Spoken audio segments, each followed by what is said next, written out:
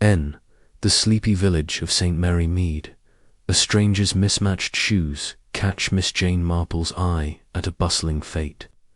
When a priceless necklace vanishes, whispers of theft ripple through the crowd. Who is this nervous man, and what's his secret?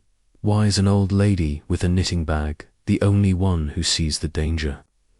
Unravel the suspense as Miss Marple weaves clues into a trap that could save her village, or put her in the thief's deadly sights.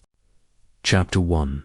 The village-fatted sun hung low over St. Mary Mead, casting a golden glow across the village green, where the annual fete buzzed with life. Bunting fluttered between ancient oaks, and the air carried the mingled scents of freshly baked scones, cut grass, and the faint tang of lemonade. Children darted through the crowd, clutching sticky toffee apples, their laughter piercing the hum of conversation. Stalls lined the perimeter, offering everything from homemade jams to knitted tea cozies, while a brass band played a jaunty tune from a makeshift stage. Miss Jane Marple, seated on a wicker chair near the tambola stall, observed it all with her usual quiet acuity, her knitting needles clicking softly in her lap. Her eyes, sharp despite her age, scanned the crowd.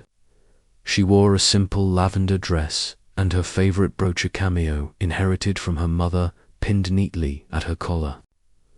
To the casual observer, she was just another elderly villager enjoying the fete, but Miss Marple's mind was never idle. She noticed the small things, the way Mrs. Bantry's new hat tilted slightly askew, the nervous fidgeting of young Tommy Pierce as he eyed the cake stall, and the peculiar behavior of a man she didn't recognize, a stranger in a village where strangers were rare. He stood near the coconut shy, a lanky figure in a tweed jacket that seemed too heavy for the warm July day.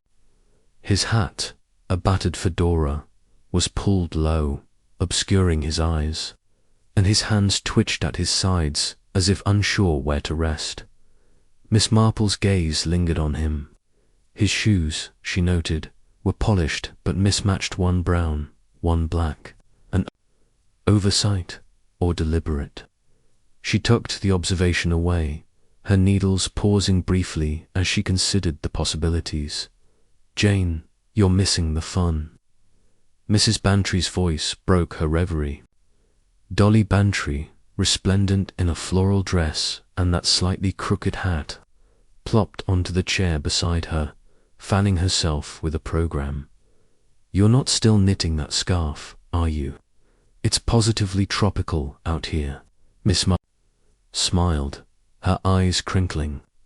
"Oh, Dolly, I find knitting keeps my hands busy and my mind free. Besides, the scarf's for Raymond's Christmas gift, and you know how quickly the months slip by." Dolly snorted. "Christmas in July? Only you, Jane. Now have you tried the vicar's wife's lemon drizzle cake? It's divine, though I swear she's hiding some secret ingredient. I'm determined to wheedle it out of her." Miss Marple chuckled softly, but her attention drifted back to the stranger. He had moved to the raffle table, where he was scribbling something on a ticket. His movements were quick, almost furtive, and he kept glancing over his shoulder. "Dolly," she said casually, "do you know that gentleman by the raffle? The one in the fedora?" Dolly squinted, shading her eyes. "Can't say I do.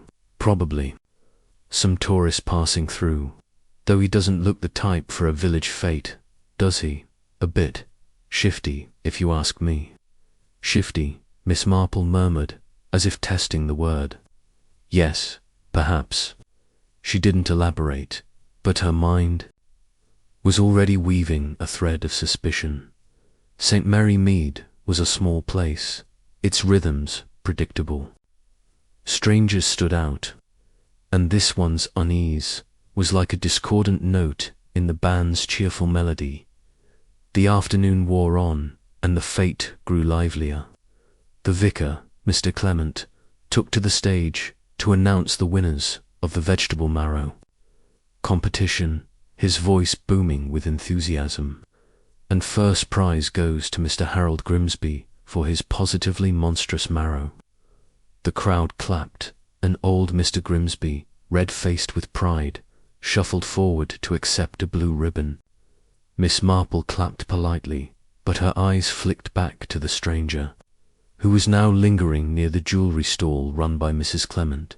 The vicar's wife, Griselda, was showcasing her collection of handmade trinkets, including a striking sapphire necklace she'd inherited from her aunt. It gleamed on a velvet cushion, catching the sunlight. Miss Marple had admired it earlier, noting its delicate filigree and the deep blue of the stones. Griselda, ever cheerful, was chatting with customers, oblivious to the stranger's interest. He leaned closer to the stall, his fingers brushing the edge of the table as if testing its stability. "Jane, you're staring," Dolly whispered, nudging her. "What's so fascinating about that fellow? Planning to recruit him for the knitting circle?" Miss Marple's lips twitched. "Hardly, Dolly, but I do wonder why a man in such a hurry to blend in seems so ill at ease. Look at his hands, they can't stay still." Dolly peered at the stranger, her curiosity piqued. "You're right, he's like a cat on a hot tin roof. Maybe he's just shy." "Perhaps," Miss Marple said, but her tone suggested otherwise. She resumed her knitting, the needles moving, with a steady rhythm that belied the quickness of her thoughts. She recalled a similar fidgety gentleman years ago, a bank clerk who turned out to be embezzling funds. Nervous hands, she'd learned, often betrayed a guilty mind. The fate continued, with children queuing for pony rides and the local baker, Mrs. Price, handing out samples of her gingerbread. Miss Marple sipped a cup of tea, brought by a flustered young girl from the refreshment tent, and listened to the village gossip swirling around her. Mrs. Bantry prattled on about the squire's new motor car, but Miss Marple's attention remained on the stranger. He had moved away from the jewellery stall and was now chatting with Tommy Pierce, the boy who'd been eyeing the cakes earlier. Tommy, no more than 14, looked uneasy, his usual bravado replaced by a wary glance. "Excuse me, Dolly," Miss Marple said, setting her knitting aside. "I think I'll stretch my legs." She rose, smoothing her dress, and strolled toward the coconut shy, keeping the stranger in her peripheral vision. She didn't want to alarm him, but she needed a closer look as she passed the stall. She paused to admire a display of embroidered handkerchiefs, her ears tuned to the conversation nearby. The stranger's voice was low, with a clipped accent that didn't quite match the rural drawl of St. Mary Mead. "Just a small favour. Lad," he was saying to Tommy, "run this note to the post office for me, and there's a shilling in it. For you." Tommy hesitated, his hand hovering over the folded paper the stranger offered. "I dunno, mister, I'm supposed to help at the cake stall." "It'll take 2 minutes," the stranger pressed, his tone smooth but insistent. "No, I'll miss you." Miss Marple's fingers tightened on her handbag. A note to the post office. At a fete, it seemed an odd request, especially from a man who looked as though he'd rather be anywhere else. She made a mental note of Tommy's reluctance and the stranger's persistence, then moved on, feigning interest in a jar of homemade chutney. The afternoon reached its peak with the grand raffle draw. Mr. Clement, his face flushed from the heat, called out ticket numbers to cheers and groans from the crowd. Miss Marple returned to her seat, where Dolly was waving a handful of tickets. "I've got 10 of these, Jane, and I'm certain I'll win that hamper. It's got a bottle of elderflower cordial in it." Miss Marple smiled, but her thoughts were elsewhere. She watched as the stranger slipped away from Tommy, who clutched the note and darted toward the village post office. The boy's haste suggested he'd been swayed by the promise of a shilling, but Miss Marple wondered what the note contained. A harmless errand, or something more. Her musings were interrupted by a sudden cry from the jewelry store. Griselda Clement's voice rang out, sharp with distress. "My necklace, it's gone." The crowd turned, murmurs rippling through the fete. Miss Marple's head snapped up, her eyes narrowing. Griselda was clutching the velvet cushion where the sapphire necklace had been, her face pale. "It was right here. I only turned away for a moment." Mr. Clement hurried to his wife's side, his clerical collar askew. Now, Griselda, let's not panic. Perhaps it fell under the table." But Miss Marple knew better. She scanned the crowd, searching for the stranger. He was nowhere to be seen. Her heart quickened, not with fear, but with the thrill of a puzzle taking shape. The mismatched shoes, the nervous hands, the note to Tomiette all pointed to something deliberate. She rose, her movements calm but purposeful, and approached the stall. "Griselda, dear," she said gently, "when did you last see the necklace?" Griselda wrung her hands. "Just minutes ago, Jane. I was showing it to Mrs. Price, and then I stepped away to fetch more raffle tickets from the vicarage. I was gone barely 5 minutes." Miss Marple nodded, her mind cataloguing the details. 5 minutes was plenty of time for a practiced thief. She glanced at the crowd, now buzzing with speculation. Mrs. Bantry joined her, her eyes wide. "Jane, do you think it was stolen? At our fete?" "It's unthinkable." "Not unthinkable, Dolly," Miss Marple said softly, "merely unexpected." Her gaze drifted to the path leading to the post office, where Tommy had vanished. She wondered if the boy's errand was a distraction, a way to clear the stranger's path to the store. The vicar called for calm, promising to search the area, but Miss Marple knew the necklace was long gone. She returned to her chair, her knitting untouched, and watched as the fete resumed its cheerful chaos. The band struck up a new tune, and children laughed as if nothing had happened. But for Miss Marple, the day had shifted. A theft in St. Mary. Mead was no small matter, and the stranger's behaviour was a thread she couldn't ignore. As the sun dipped lower, casting long shadows across the green, Miss Marple made a decision. She would keep an eye on this Mr. Finch, as she'd heard him called by the Tambola organiser, his unease, his odd request to Tommy, and now the missing necklace—it all fit together, though the pattern was still unclear. She folded her knitting, slipped it into her bag, and stood, her resolve firm. "Dolly," she said, "I think I'll take a stroll to the post office. I've a letter to send." Dolly raised an eyebrow. "A letter now, Jane? You're up to something, aren't you?" Miss Marple's eyes twinkled. "Just a bit of fresh air, dear. Nothing more." But as she walked toward the village, her steps light but determined, Miss Marple knew this was only the beginning. The fate had revealed a crack in St. Mary Mead's peaceful facade, and she was determined to uncover what lay beneath it. The stranger, with his mismatched shoes and nervous hands, was the key, and Miss Jane Marple was not one to let a mystery go unsolved. Chapter 2. Whispers in the Tea Shop, the morning after the fete. St. Mary Mead woke to a gentle haze, the kind that softened the edges of the village and made the cobblestones glisten with dew.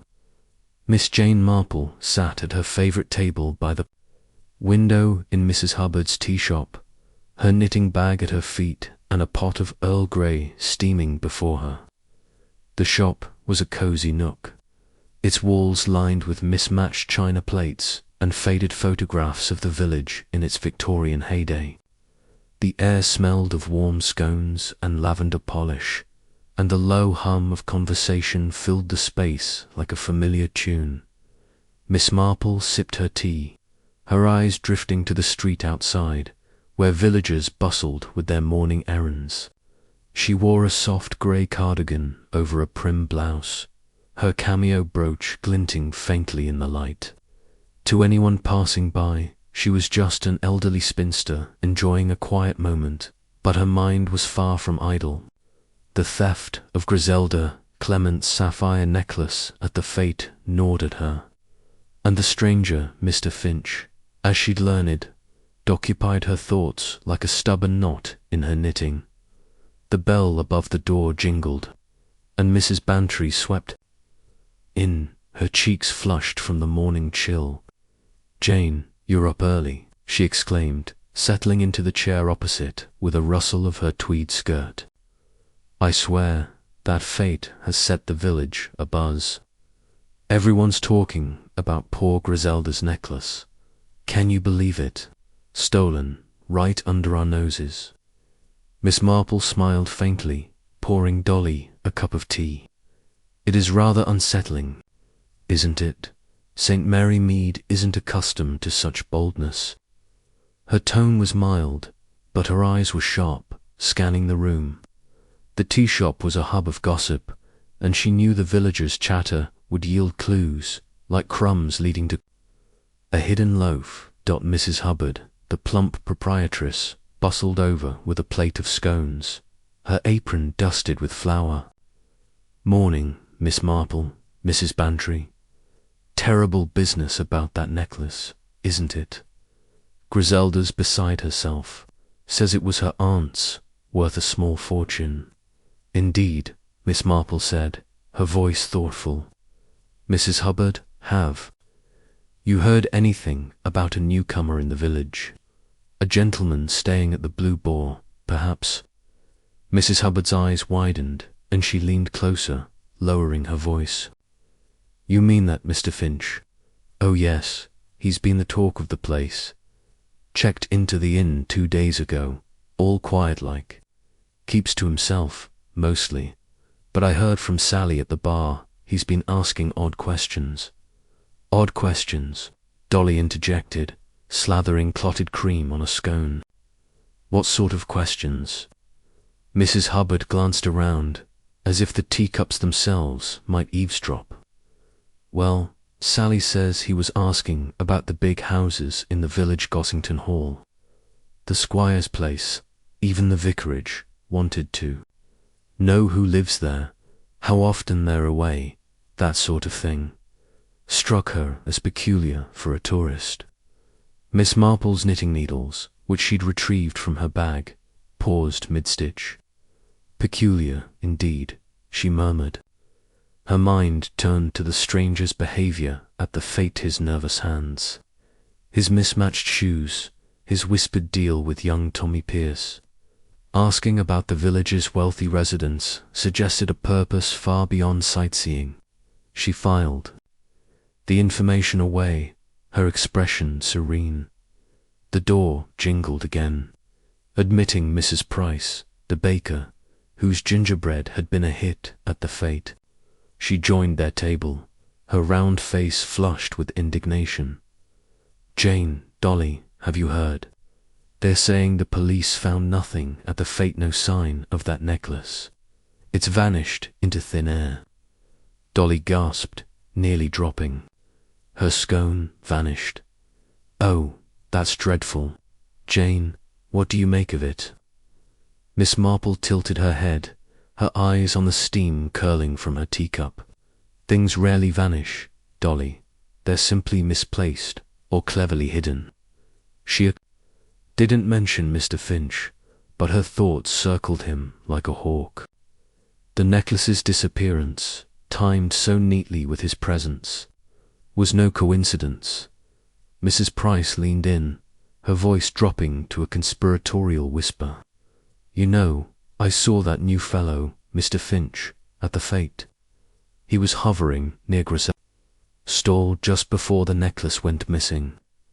Looked awfully jumpy, if you ask me. And his hat far too big for his head, like he was hiding something under it. Miss Marple's lips twitched. Mrs. Price's flair for drama was well known, but her observation about Mr. Finch's hat was intriguing. She recalled its low brim, shielding his eyes. Was it merely a fashion misstep, or a deliberate attempt to obscure his face? "Did you notice anything else about him, Mrs. Price?" she asked, her tone gentle. Mrs. Price puffed up, pleased to be consulted. "Well, he didn't buy anything," which I thought odd. Most folks at least pick up a trinket or a cake. He just wandered about, watching everyone. Gave me the shivers, to be honest. The conversation shifted to village matters, the squire's new motor car, the church choir's upcoming recital, but Miss Marple's attention lingered on Mr. Finch.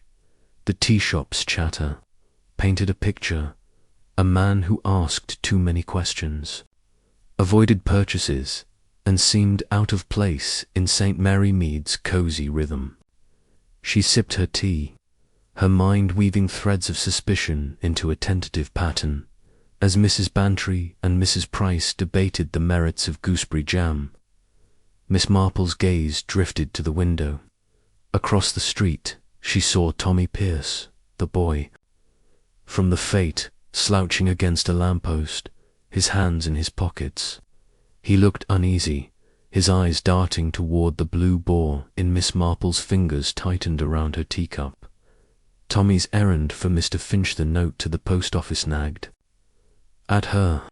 Had it been a distraction, as she'd suspected, or something more? "Excuse me, ladies," she said, rising with a smile.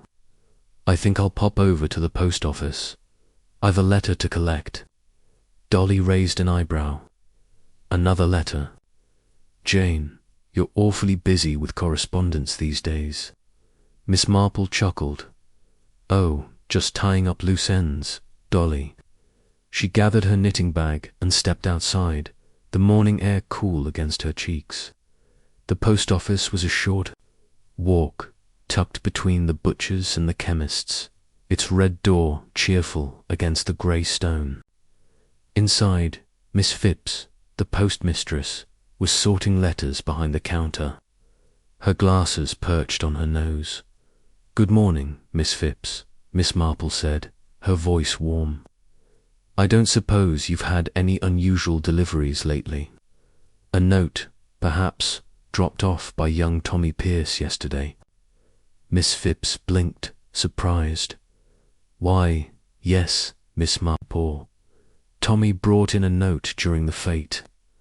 Odd thing, it was just a slip of paper with no address, only a name. Mr. Sparrow, it said.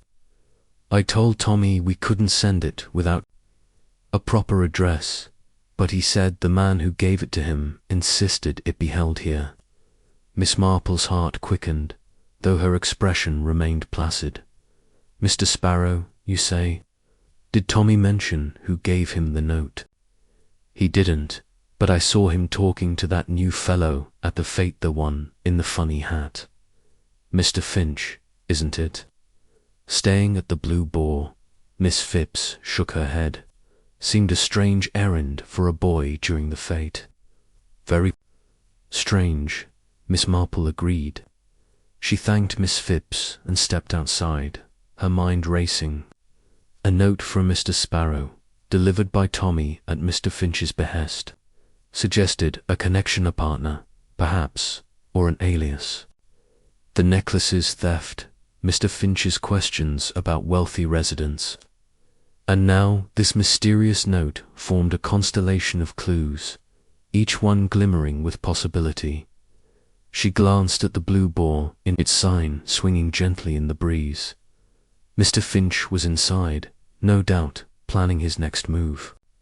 Miss Marple's lips curved into a small, determined smile. She would not confront him, not yet. Directness was rarely her way.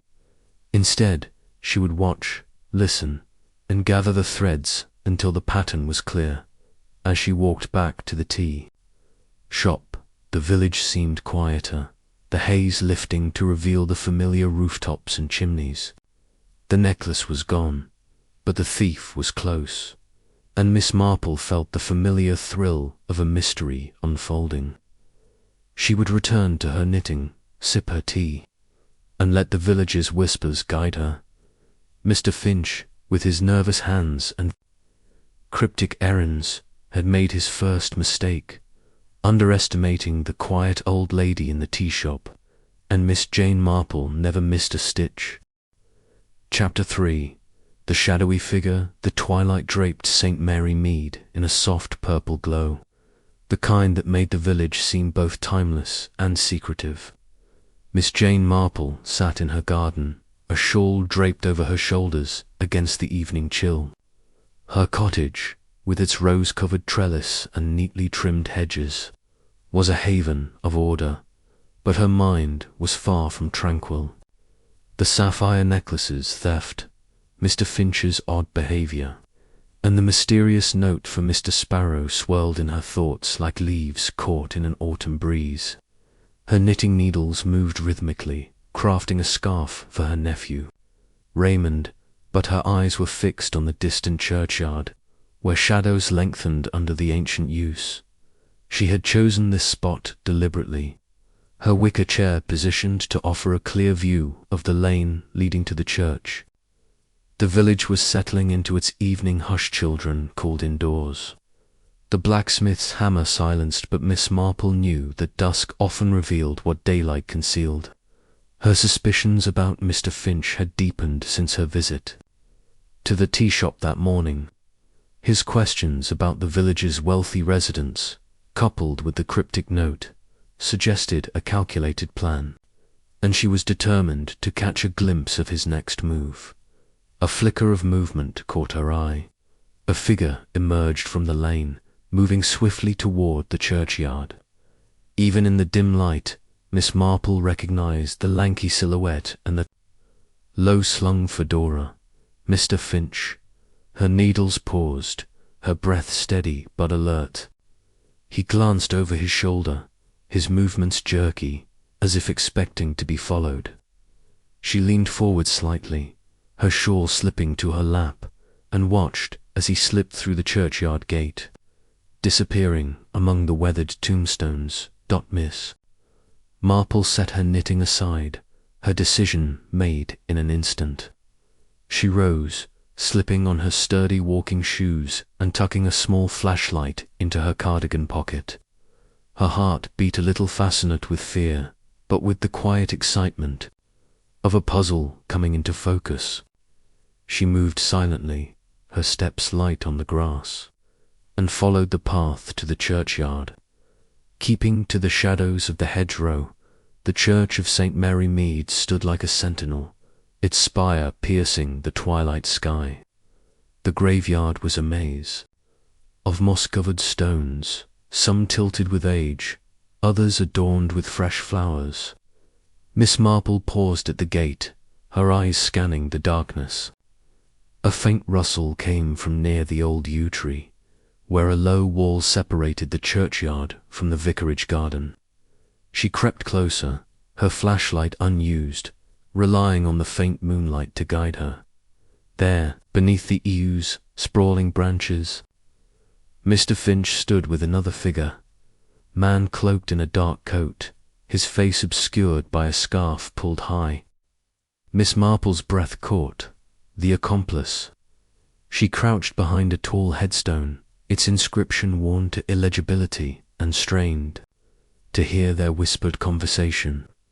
"Must be quick," the cloaked man hissed, his voice rough, like gravel underfoot. "The gallows in 3 days. We can't afford mistakes." Mr. Finch shifted, his hands twitching at his sides. "I know the plan, Sparrow. The necklace was just the start. But that old woman, she's been watching me." Miss Marple's lips tightened. Sparrow. The name from the note. Her suspicion about its significance was confirmed, but the mention of herself sent a chill through her. She hadn't been as invisible as she'd thought. The cloaked man Sparrow snorted. An old spinster. She's no threat. Focus on the squire's place. The safe's in the study, just like I told you. Mr. Finch nodded, but his voice was tight. She's sharper than she looks. I saw her at the fete, staring, and yesterday, at the tea shop, she was asking about me. Sparrow stepped closer, his tone menacing. Then stay out of her way. We're too close to mess this up. Get the list ready, and I'll handle the rest. Miss Marple's mind raced. A list, a safe, the squire's place. The pieces were falling together, forming a picture of a larger scheme. The necklace's theft was no isolated act, which a test, a prelude to something bigger, timed for the village gala.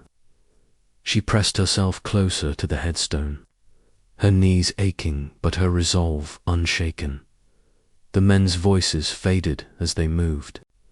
Deeper into the churchyard, their footsteps muffled by the grass. Miss Marple waited, counting to 20 to ensure they were gone, then stood, brushing dirt from her skirt. Her flashlight remained off. She didn't need it to find her way back. The churchyard was as familiar as her own garden, and she navigated it with ease, her thoughts buzzing like bees in a hive, back at her cottage. She locked the door and settled into her armchair by the fire, a cup of chamomile tea in her hands. The scarf lay forgotten on the table, its half-finished rose, a testament to her distracted mind. She replayed the conversation, dissecting every word. Sparrow's mention of the squire's safe was troubling Gossington Hall, the Bantry's home, was a treasure trove of valuables, and the gala would draw a crowd, providing perfect cover for a theft. Mr. Finch's unease about her was a complication, but also an advantage. A nervous thief was a careless one. She sipped her tea, her eyes narrowing as she considered her next move. Confronting Mr. Finch directly was out of the question. It would only make him more cautious. Instead, she would watch, as she always did, letting the village's rhythms reveal the truth. The gala was 3 days away, and she had time to gather more clues. Sparrow's involvement confirmed her suspicion of a partnership, and the list they'd mentioned intrigued her. Was it a tally of targets, or something else? Miss Marple rose, crossing to her writing desk, where she kept a small notebook. For such occasions, she jotted down the details. Mr. Finch, alias unknown. Sparrow, likely an accomplice. Squire's safe. Gala in 3 days. List. The act of writing clarified her thoughts, each word a stitch in the fabric of the mystery. She closed the notebook, her expression calm but determined. Outside, the village slept, its cottages dark under the starlit sky. But Miss Marple felt wide awake, her mind alive with possibilities. The churchyard meeting had given her a glimpse into the thieves' plans, and she would not let it slip away. Tomorrow she would visit Mrs. Bantry at Gossington Hall, perhaps, under the pretense of discussing the gala's flower arrangements. Dolly's chatter would provide cover, and Miss Marple could probe for details about the squire's study in its safe. She returned to her armchair, picking up her knitting but not resuming her work. Instead, she stared into the fire, its flames, dancing like the questions in her mind. Mr. Finch and Sparrow thought her a harmless old woman, a mere nuisance. They were wrong. In St. Mary Mead, secrets had a way of unravelling, and Miss Jane Marple was the one holding the thread. By the time the gala arrived, she would be ready not to confront the thieves, but to outwit them. For now, she was content to let them believe they were safe, their shadowy meeting unnoticed. The game, as she saw it, had truly begun. Chapter 4. A letter from London. The morning sun filtered through the lace curtains of Miss Jane Marple's cottage, casting delicate patterns on the parlour floor.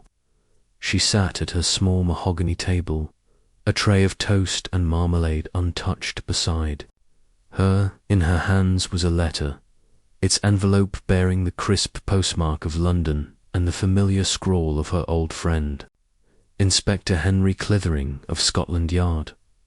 The letter had arrived with the morning post, and its contents had set her mind alight, confirming suspicions that had simmered since her glimpse of Mr. Finch and Sparrow in the churchyard the previous evening. Miss Marple adjusted her spectacles.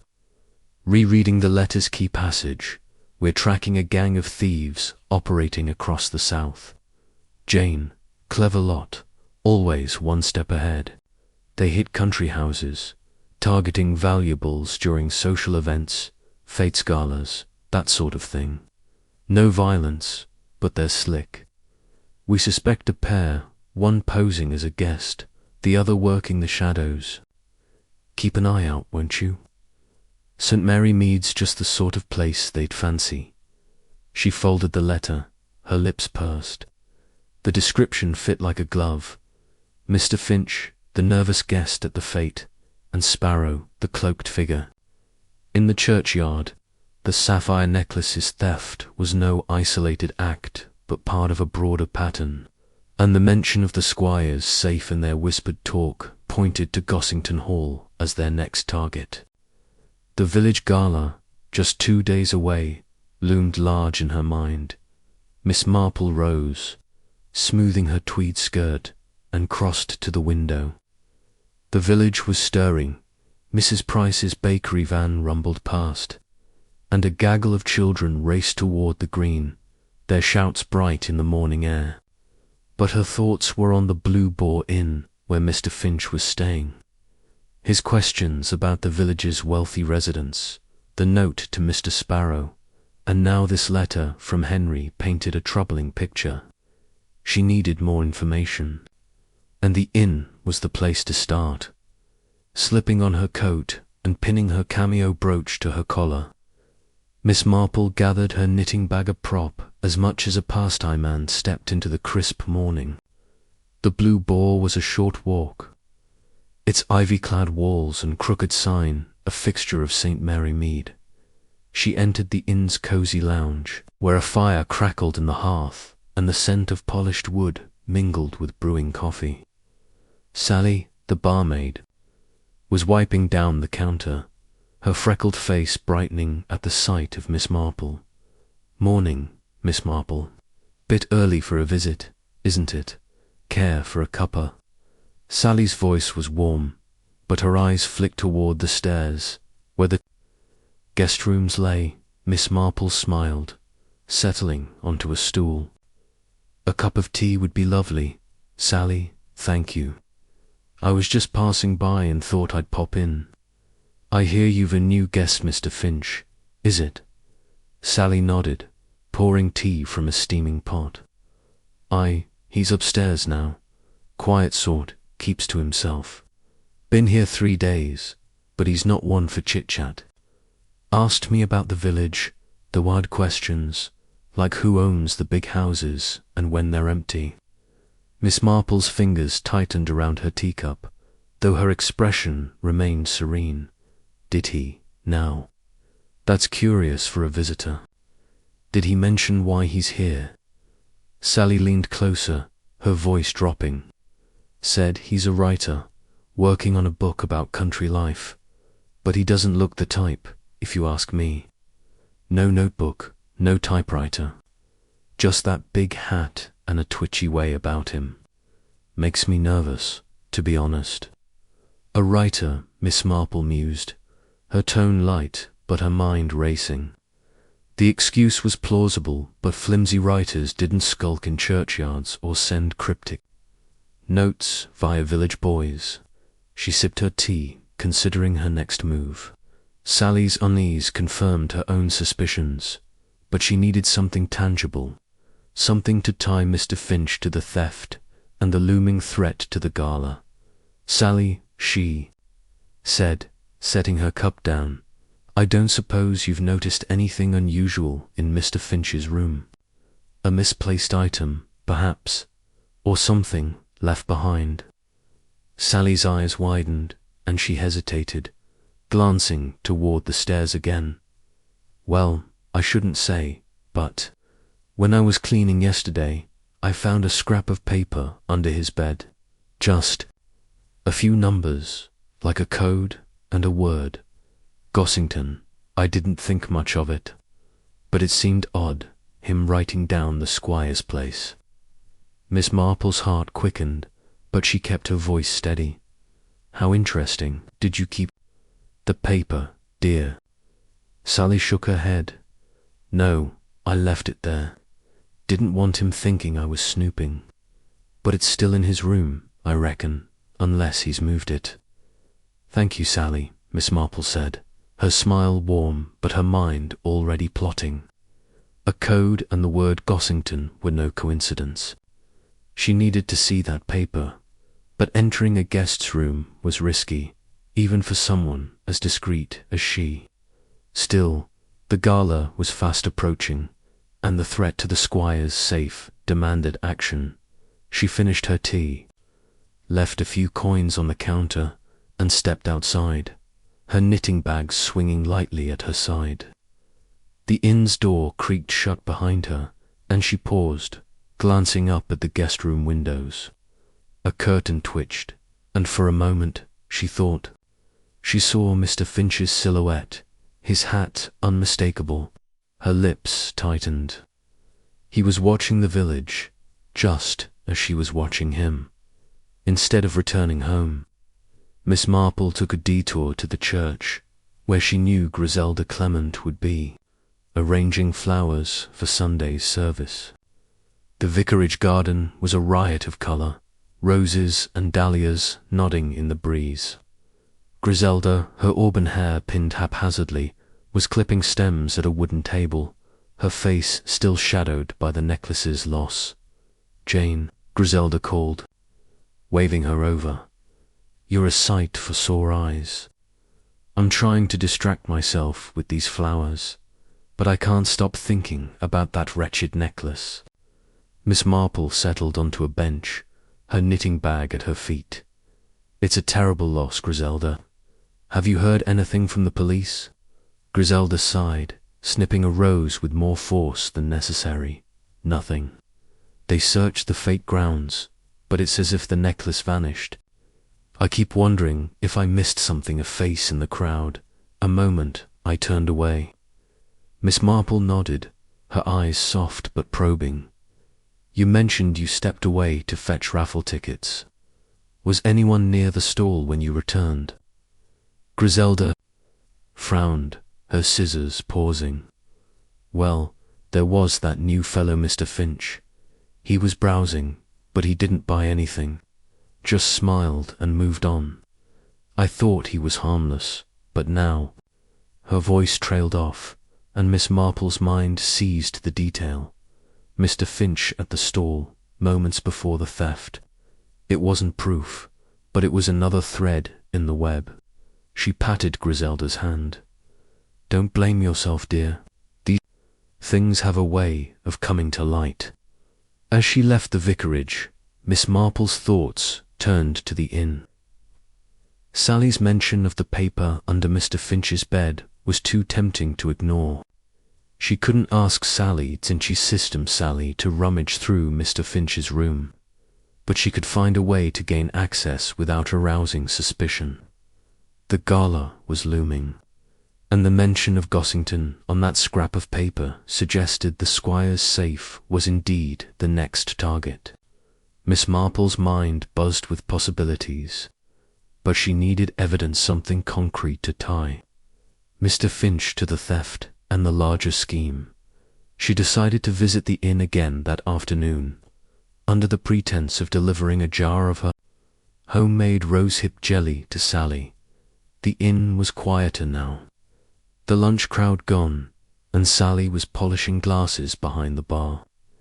Miss Marple, twice in one day, Sally teased, accepting the jelly with a grin.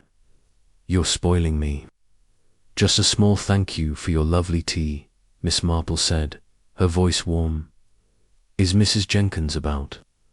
I'd love to compliment her on the inn scones.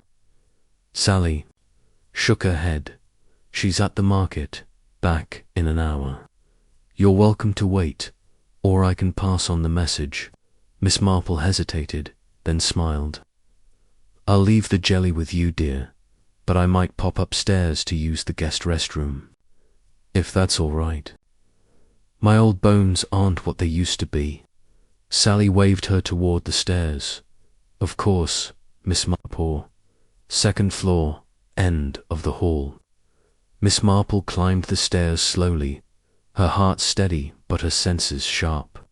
The hallway was dim, lined with faded wallpaper and creaky floorboards.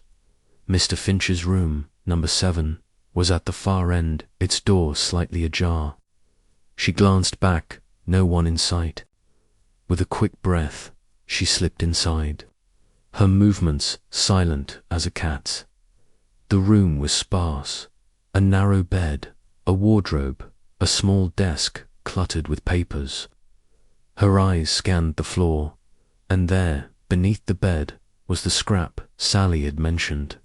She knelt, her knees protesting, and retrieved it, a torn piece of notepaper with a string of numbers 49 to 7, and the word Gossington scrawled in hasty ink. She tucked it into her pocket, her pulse quickening. A code, perhaps, for the Squire's safe. She stood, smoothed her skirt, and slipped out, closing the door just as footsteps echoed on the stairs. Back in the lounge, she thanked Sally and left, the paper burning a hole in her pocket. Outside, the village was calm, but Miss Marple's mind was anything but. The code in Gossington confirmed her fears. The gala was the target, and time was short. She would need to decode the numbers and warn the Bantries, but discreetly, without tipping off Mr. Finch or Sparrow. As she walked home, the sun high and the village green bustling with children, she felt the weight of her discovery. The thieves thought they were clever, but they hadn't counted on her. She would be ready for the gala, and so would the truth. Chapter 5. The inn's secrets. The afternoon sun bathed St. Mary Mead in a warm amber glow, softening the edges of the village's stone cottages and casting long shadows across the cobbled lanes. Miss Jane Marple walked briskly toward the Blue Boar Inn, her knitting bag slung over her shoulder and a purposeful glint in her eye. The scrap of paper she'd retrieved from Mr. Finch's room, bearing the numbers 49 to 7 and the word Gossington, was tucked safely in her cardigan, pocket a silent spur to her determination. The gala was 2 days away, and the threat to the Squire's safe at Gossington Hall loomed large. She needed more than a torn note to unravel Mr. Finch and Sparrow's scheme, and the inn where Finch was staying held the key. Miss Marple. Excuse for this second visit was a small bundle of lavender sachets tied with ribbon, which she intended to offer Mrs. Jenkins, the innkeeper, for the guest rooms. It was a plausible pretext, one that would allow her to linger and observe without arousing suspicion. Her lavender dress, neatly pressed, and her ever-present cameo brooch lent her the air of a harmless village spinster, but her mind was sharp as a needle, stitching together the clues: the stolen necklace, Finch's questions about wealthy residents, Sparrow's mention of a list, and now the coded note. The Blue Boar's lounge was quiet, the post-lunch lull broken only by the clink of glasses as Sally polished them behind the bar. The fire in the hearth had dwindled to embers, and the scent of wood smoke mingled with the faint bitterness of spilled ale. Miss Marple smiled warmly as she approached. "Sally, dear, is Mrs. Jenkins in? I've brought some lavender for the guest rooms, thought they might add a touch of home. Sally grinned, setting down a glass. "You're too kind, Miss Marple. Mrs. Jenkins is in the kitchen, but I'll fetch her. Want a tea while you wait?" "That would be lovely," Miss Marple said, settling onto a stool. As Sally disappeared through a swinging door, Miss Marple's eyes roamed the room. A few locals sat at a corner table, discussing the upcoming gala, but there was no sign of Mr. Finch. The stairs to the guest rooms beckoned, and she wondered if another glimpse into his room might yield more clues. The scrap of paper had been a stroke of luck, but she needed something. Substantial, a ledger, perhaps, or a map tying Finch to Sparrow's plans. Mrs. Jenkins emerged, her round face flushed from the kitchen's heat. "Miss Marple, what a treat! Lavender sachets, you say? You'll have our guests sleeping like babies." She accepted the bundle with a chuckle, her apron dusted with flour. "Just a small gesture," Miss Marple said, her tone light. "I hear you've a writer staying here, Mr. Finch. He must find St. Mary Mead quite inspiring for his book." Mrs. Jenkins's smile faltered just for a moment. "Oh, him. Keeps to himself, mostly. Odd fellow, always pacing in his room at night. I hear the floorboards creaking when I'm locking up. Makes me wonder what he's writing about, to be so restless." Miss Marple's interest sharpened, but she kept her expression mild. "Pacing, you say? Perhaps he's struggling with his story. Writers can be such solitary creatures." "Maybe so," Mrs. Jenkins said, setting the sachets on the counter. "But he's not left a single page lying about. You'd think a writer would have papers everywhere, wouldn't you?"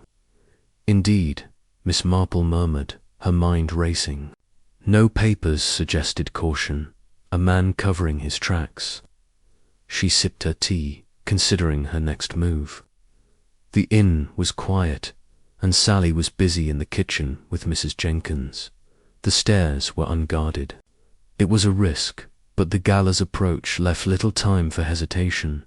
"Mrs. Jenkins," she said, rising, "might I trouble you for the guest restroom again? I'm afraid I overdid the tea this morning." "Of course," Mrs. Jenkins said, waving her toward the stairs. "You know the way end of the hall." Miss Marple climbed the creaky stairs, her heart steady but her senses alert. The hallway was dim, the air heavy with the scent of old wood and lavender from her earlier visit. Room 7, Mr. Finch's, was closed this time, but she tested the handle unlocked. A glance over her shoulder confirmed she was alone. She slipped inside, closing the door softly behind her. The room looked much as it had yesterday, the narrow bed, the wardrobe, the cluttered desk. But now her eyes were drawn to a small leather satchel tucked beneath the desk, partially hidden by a folded jacket. She knelt, her knees protesting, and opened it with care. Inside was a slim ledger, its pages filled with neat columns of names, dates, and numbers. Her breath caught as she recognized some names: Bantry, Clement, Grimsby, prominent villagers, all with valuable possessions. Beside each name were cryptic annotations: silver candlesticks, emerald ring, sapphire necklace. The last entry, dated the day of the fete, confirmed her suspicions. She flipped to a later page, where a new list caught her eye: Gossington Hall, 15/7, 4927. The numbers matched the scrap in her pocket, and the day July 15th was the day of the gala. Her pulse quickened. This was no mere list of targets. It was a plan, meticulous and deliberate. The squire's safe was the prize, and the code was likely its combination. A creak in the hallway froze her. Footsteps, slow and deliberate, approached. The door, Miss Marple's mind raced. She couldn't be caught here. She slipped the ledger back into the satchel, tucked it under the desk, and scanned the room for an escape. The window was her only option, but it overlooked the alley behind the inn, and at her age, climbing was out of the question. Instead, she grabbed a sachet from her bag, dropped it on the floor as if by accident, and positioned herself near the wardrobe, feigning a search for a lost item. The door swung open, and Mr. Finch stepped inside, his fedora tilted low. His eyes narrowed as they landed on her. "Miss Marple," he said, his voice smooth but edged with suspicion. "What are you doing here?" She straightened, her face a mask of flustered innocence. "Oh, Mr. Finch, you startled me. I'm terribly sorry. Dropped one of my lavender sachets while delivering some to Mrs. Jenkins. It must have rolled under your bed. I do hope I haven't disturbed you." His gaze flicked to the sachet on the floor, then back to her. For a moment, she thought he might press her, but he forced a smile. "No harm done, but you shouldn't be in here. It's private, of course," she said, clutching her knitting bag. "I'll be on my way. Do forgive an old woman's clumsiness." She moved past him, her heart pounding but her steps steady. As she reached the door, she caught a glimpse of his hand twitching, as it had at the fete. He was nervous, and that told her more than any ledger could. Downstairs, she bid Sally and Mrs. Jenkins a cheerful goodbye, her mind ablaze with what she'd found. The ledger was proof of a calculated scheme, and the code tied directly to the squire's safe. She needed to warn Dolly Bantry, but subtly she couldn't risk alerting Finch or Sparrow, who might already suspect her. As she stepped into the sunlight, the village seemed deceptively peaceful, its chimneys puffing smoke into the clear sky. Miss Marple walked home, the scrap of paper and the ledger's details burning in her memory. She would decode the numbers further. Perhaps with her nephew Raymond's help, he was clever with puzzles. The gala was her deadline, and she would be ready. Finch and Sparrow thought they could outsmart St. Mary Mead, but they hadn't reckoned on the quiet old lady with the knitting bag. As she reached her cottage, she allowed herself a small, satisfied smile. The inn's secrets were hers now, and she would use them to unravel the thieves' plans, one careful stitch at a time. Chapter 6. The garden party clothed the lawns of Gossington Hall, shimmered under the midday sun. A tapestry of emerald green dotted with colourful marquees and linen-draped tables. The squire's annual garden party was in full swing, a grand affair that drew St. Mary Mead's residents and a smattering of county gentry. Laughter mingled with the clink of champagne flutes, and a string quartet played a lilting waltz beneath a rose-laden pergola. Miss Jane Marple, dressed in a pale blue frock with her cameo brooch pinned neatly at her throat, stood near a buffet table, her knitting bag at her feet and her eyes scanning the crowd. The gala was tomorrow, and the ledger she'd glimpsed in Mr. Finch's room at the Blue Boar Inn had heightened her urgency. The thieves' plan was unfolding, and she needed to stay one step ahead. Mrs. Dolly Bantry, resplendent in a wide-brimmed hat adorned with peonies, bustled over, a glass of lemonade in hand. "Jane, you're missing the best part," she exclaimed, gesturing toward a table laden with pastries. "Cook's outdone herself with the eclairs, and have you seen the squire's new rose garden? It's positively Edenic." Miss Marple smiled, her gaze drifting past Dolly to the throng of guests. "It's a lovely party, Dolly. You and the squire must be thrilled." Her tone was warm, but her eyes locked onto Mr. Finch, who stood near a croquet lawn, chatting with a group of local landowners. His fedora was absent today, replaced by a straw hat that sat awkwardly on his head, and his smile was too polished, too practiced. She noted the way his hands fidgeted, smoothing his jacket as if checking for something hidden. "Dolly," she said, lowering her voice, "have you noticed that gentleman over there? Mr. Finch, I believe. He seems quite taken with the company." Dolly squinted, her hat tilting. "Oh, him, yes. He's been charming the socks off everyone. Asked me all about the hall's history, said he's writing a book. Seemed awfully interested in the squire's study, though wanted to know about the old oak panelling. Odd, don't you think?" Miss Marple's lips tightened. The study where the squire's safe was kept. The ledger's entry, Gossington Hall, 15/7, 4-9-2, -7, flashed in her mind. "Very odd," she murmured. "Did he mention anything else?" Dolly shrugged, sipping her lemonade. "Just asked if we locked the house during parties.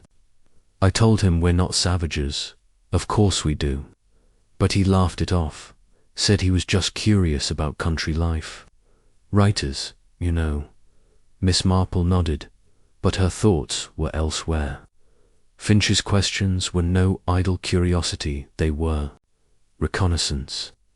She scanned the crowd again, searching for Sparrow, the cloaked accomplice from the churchyard. He wasn't among the guests, but her eyes caught a figure near the catering tent. A man in a white apron arranging trays of canapes. His movements were swift, almost too precise, and when he turned, she glimpsed a sharp jawline and a scar above his eyebrow. Sparrow, she was certain, posing as a caterer to blend in.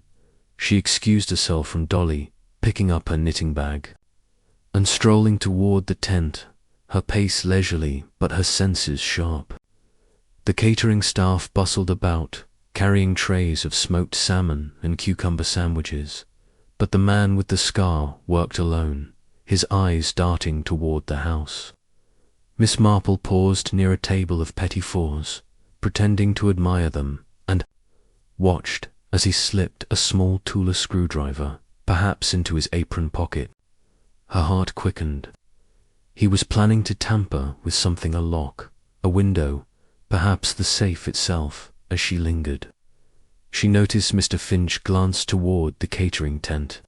His gaze met the caterer's for a split second, and a subtle nod passed between them, so quick it might have gone unnoticed. But Miss Marple saw it, and her suspicions solidified. The two were coordinating, their roles clear. Finch, the charming frontman, gathering information. Sparrow, the operative, handling the mechanics of the theft. The quartet struck up a new tune, and the crowd shifted, some drifting toward the croquet lawn, others toward the rose garden. Miss Marple seized the moment to move closer to the catering tent, her knitting bag a comforting weight at her side. She approached the scarred man, her smile disarming. "Excuse me, young man," she said, her voice quavering slightly for effect. "These canapes are delightful. Did you make them yourself?" He froze, his hand pausing over a tray. No, ma'am," he said, his voice gruff, with a faint urban edge. "Just serving them. Cook's in the back." "How kind of you to help," she said, tilting her head. "You must be new to the village. I don't believe we've met." He shifted, his scar catching the light. "Just here for the day, ma'am. Temporary work." His eyes flicked toward Finch, who was now laughing with the squire, and Miss Marple noted the tension in his posture. "Well, you're doing a fine job," she said, patting his arm.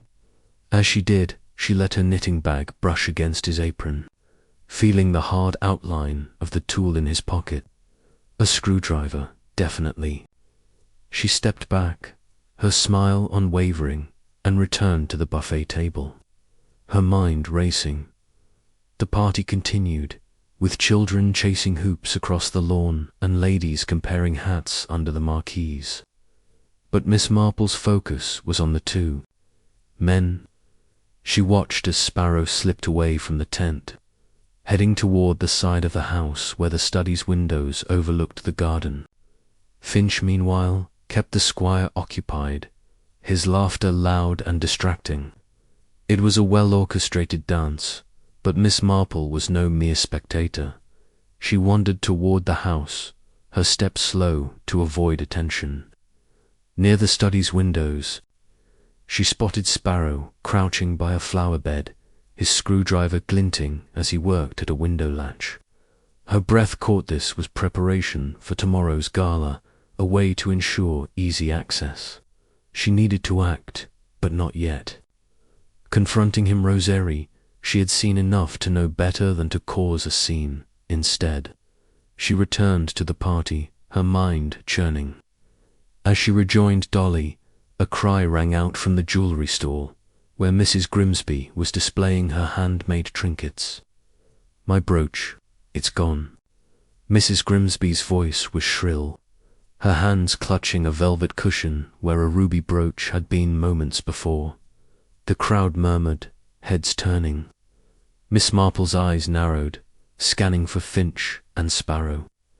Finch was still with the squire, his face a mask of concern, but Sparrow was nowhere in sight.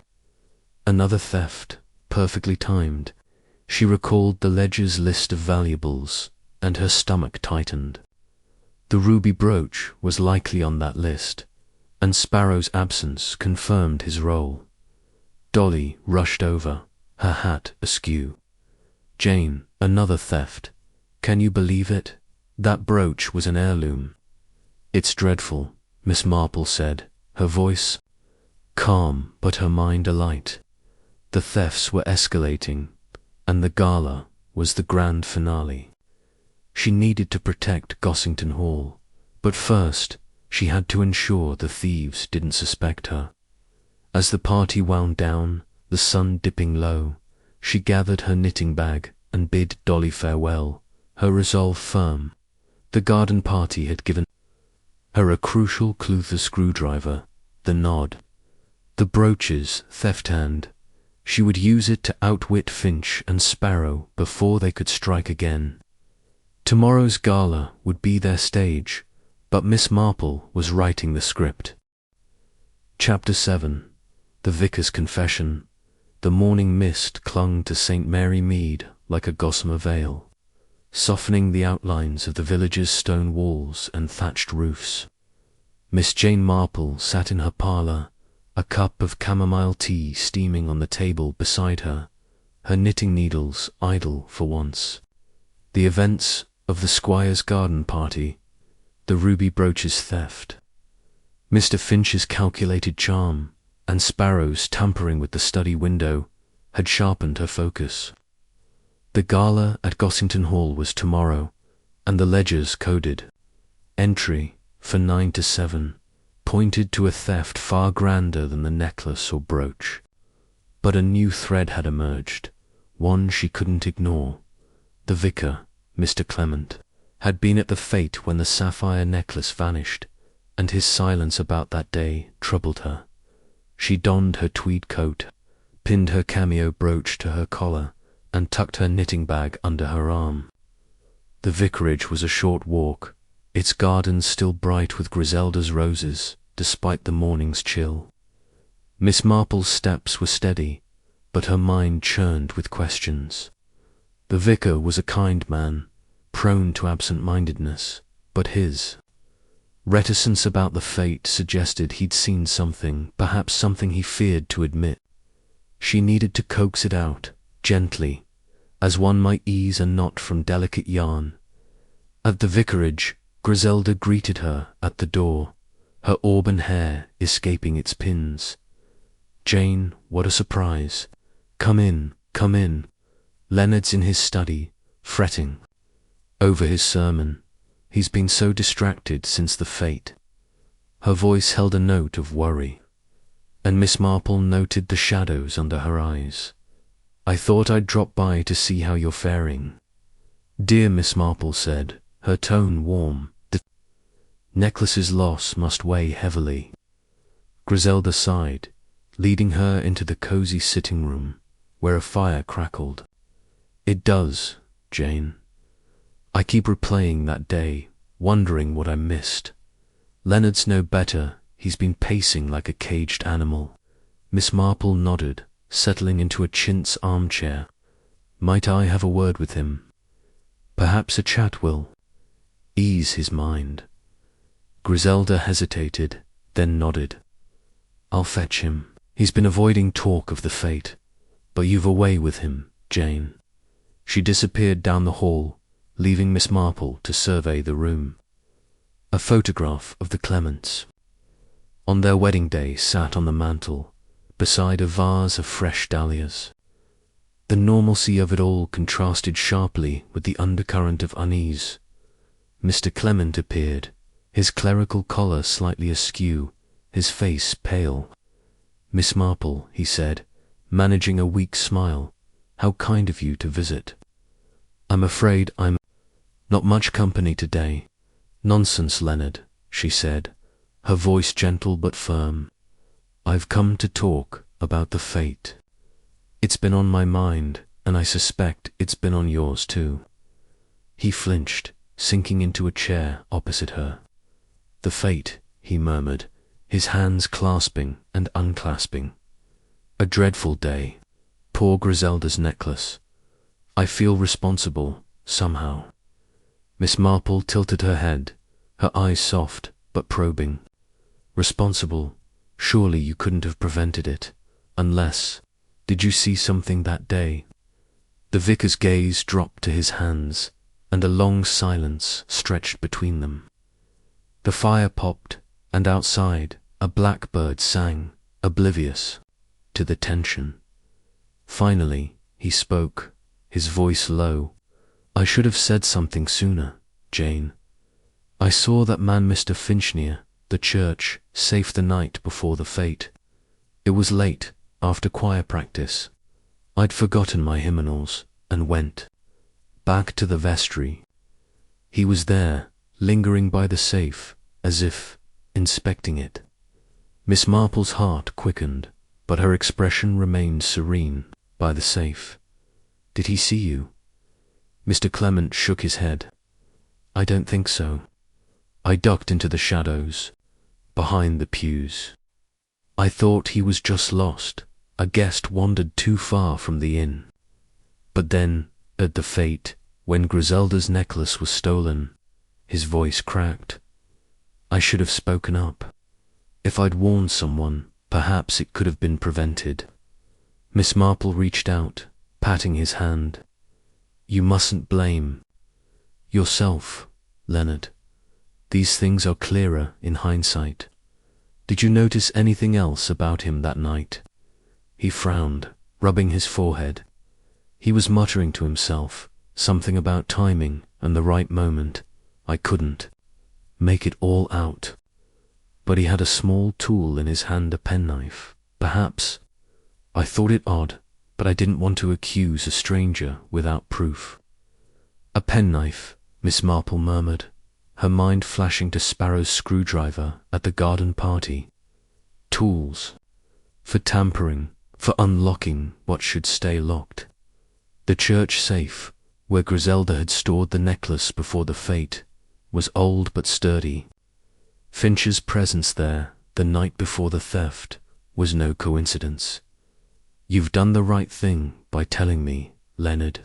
It's a great help." He looked at her, his eyes pleading. "But what do I do, Jane? Should I tell the police?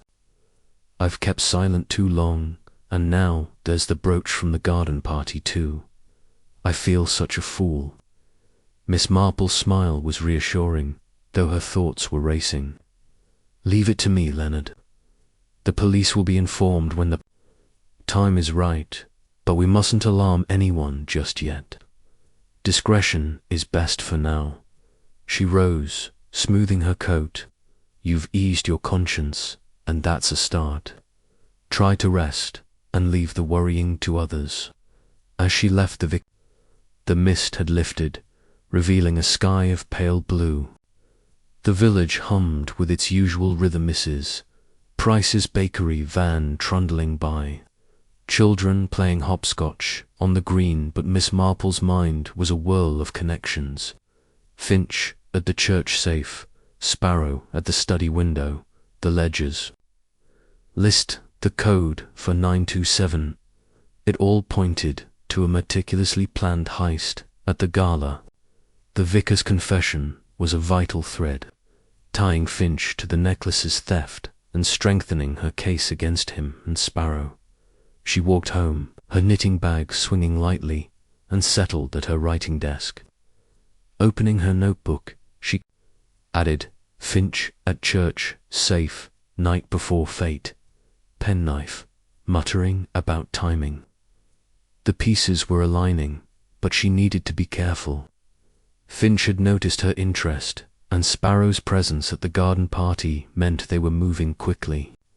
She couldn't confront them directly, but she could prepare.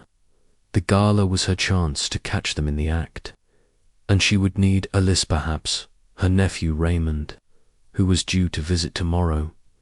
As she closed her notebook, the sun streamed through her window, illuminating the parlour's familiar comforts, the chintz curtains, the ticking clock, the half-finished scarf. But Miss Marple felt no comfort, only resolve.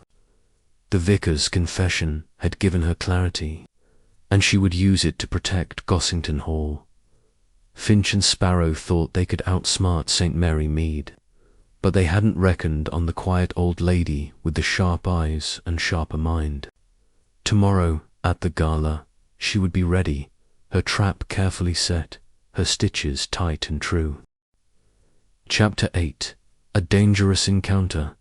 The late afternoon sun dipped low over St. Mary Mead, painting the village in hues of amber and rose.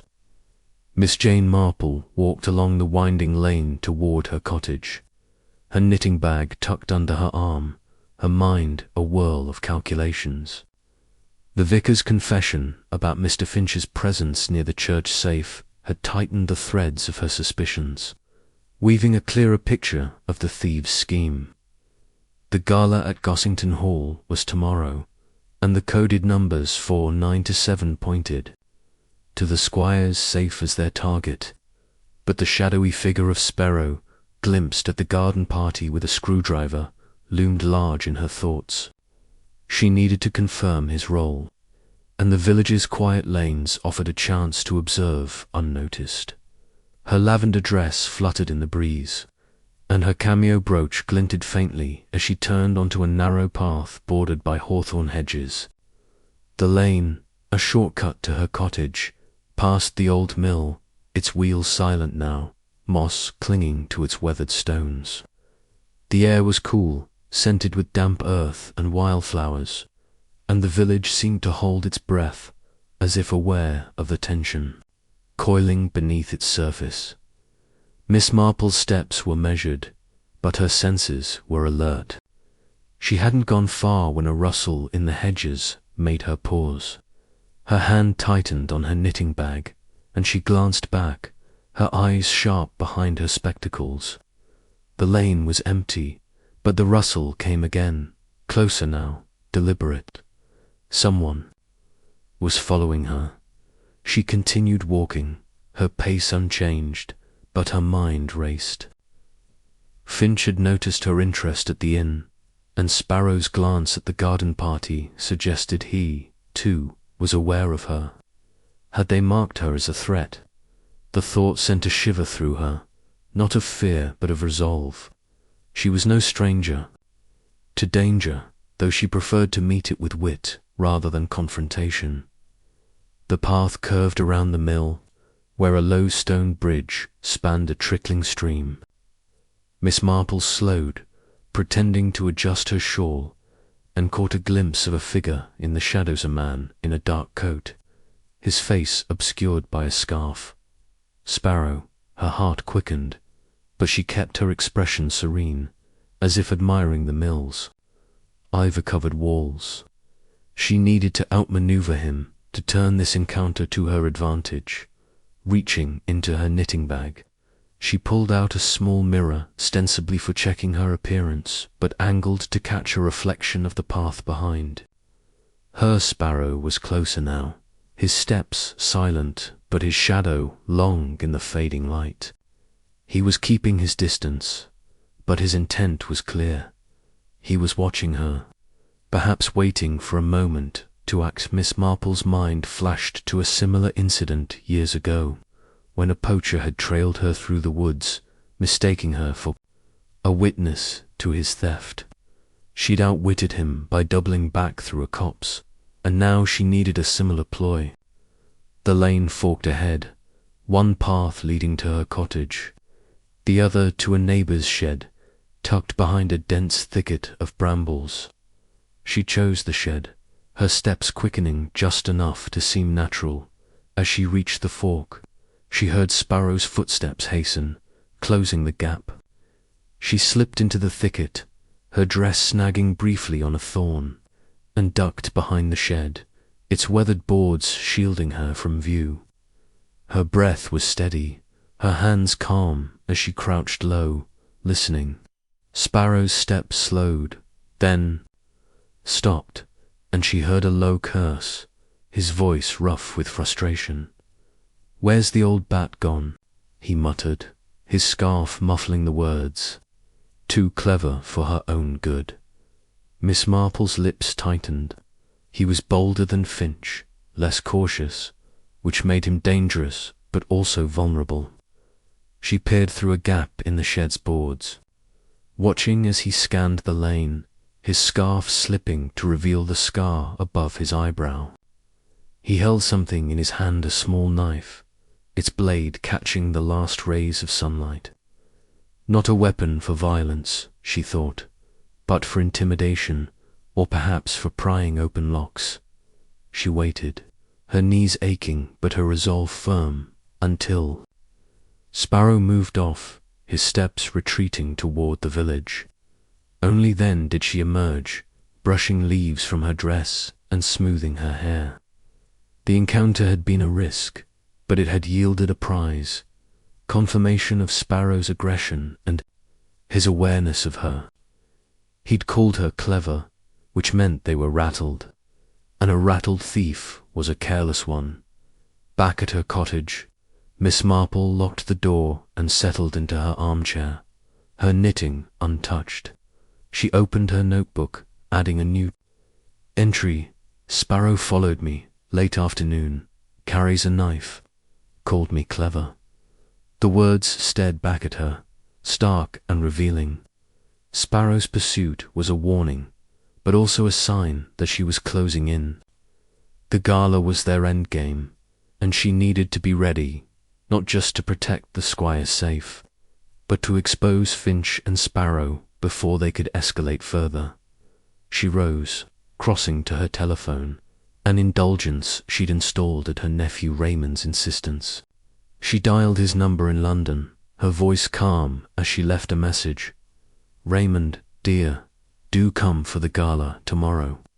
I'd love your company, and I may need your sharp mind for a small puzzle."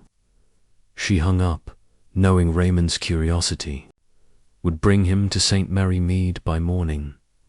As night fell, the village was quiet, its windows glowing softly. Miss Marple stood at her parlour window, gazing at the darkened lane. Sparrow's pursuit had shaken her, but it had also steeled her. She was no longer just an observer. She was a player in their game, and she would play to win. The gala would be her stage, and she would use every clue, the ledger, the code, the vicar's confession, and now this dangerous encounter to unravel their plan. Finch and Sparrow thought they could scare her off, but they had underestimated the quiet old lady with the knitting bag. Tomorrow she would show them just how clever she could be. Chapter 9. The code cracked. The morning of the gala dawned bright. With a sky so clear it seemed to promise a day of unblemished festivity. Miss Jane Marple sat at her kitchen table, a pot of tea cooling beside her and her knitting bag untouched. The scrap of paper from Mr. Finch's room bearing the numbers for 9 to 7, and the word Gossington lay before her. Alongside her notebook, where she'd meticulously recorded every clue, the stolen necklace, the ruby brooch, the vicar's confession, Sparrow's pursuit, and the ledger's chilling list.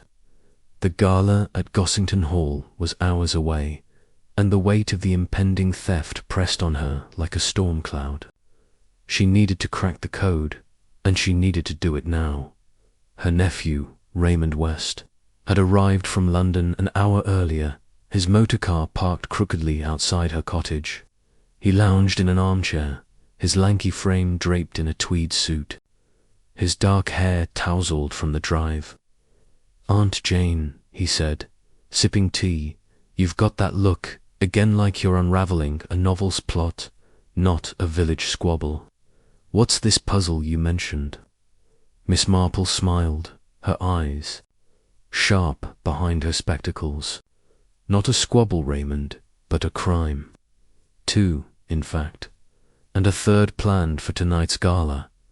I need your help with a code." She slid the scrap of paper across the table. These numbers 49 to 7 were found in a thief's room, alongside the word Gossington. "I believe they're the combination to the squire's safe." Raymond's eyebrows shot up, his writer's curiosity piqued.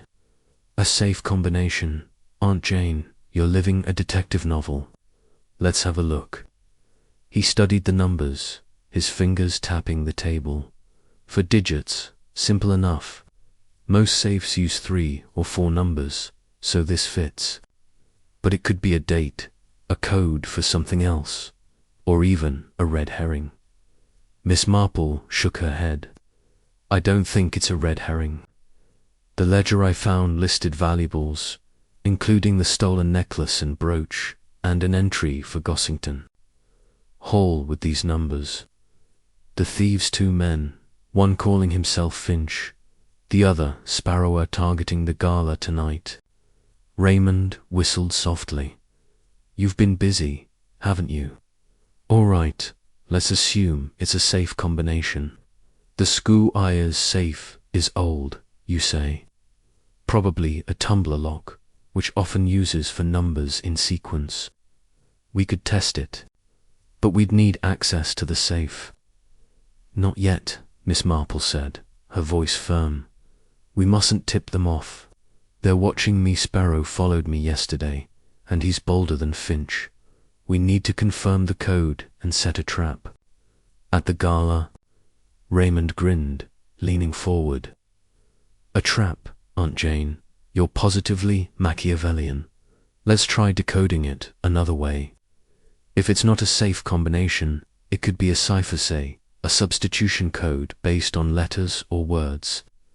Miss Marple's eyes lit up. "I hadn't considered a cipher, but you're right, it's worth exploring. The ledger had names and items, but no other numbers. Perhaps the numbers correspond to something in the house, or even the gala's schedule." They spent the next hour poring over possibilities. Raymond suggested mapping the numbers 2 letters quattro, D, Noabe Walai, Dos, B7G. But the result DIBG was meaningless. He tried assigning them to pages or lines in a book, a common trick among thieves, but without the book it was a dead end. Miss Marple, meanwhile, recalled the squire's study, where she'd visited Dolly Bantry for tea. The safe was behind a portrait of the squire's grandfather, a heavy oak frame that required precise handling. The numbers could be steps, she mused, a sequence to open the safe or access the study. Raymond snapped his fingers. Or a schedule. The gala starts at 7, yes. Perhaps for 9 to 7 refers to times or actions for minutes past 9, 2 minutes before 7. No, that's too convoluted. Miss Marple's gaze drifted to her notebook, where she'd written the ledger's entry, Gossington Hall, 15/7, 4927. "It's the safe," she said suddenly, her voice quiet but certain. The numbers matched the lock's pattern. I saw the safe once, when Dolly showed me the study. It's a Haverford model, old but reliable, with a 4-digit dial. The thieves must have scouted it. Finch asked Dolly about the study, and Sparrow was tampering with the window. Raymond nodded, impressed. You've got a memory like a steel trap, Aunt Jane. So, we assume for 9 to 7 is the combination. What's the plan? Tell the squire. Not yet, she said, her lips pursing. Dolly's a dear, but she's no actress. She'd give us away, and the police would scare them off before we can catch them red-handed. We need proof, something to tie Finch and Sparrow to the thefts and the gala. Raymond leaned back, his eyes gleaming.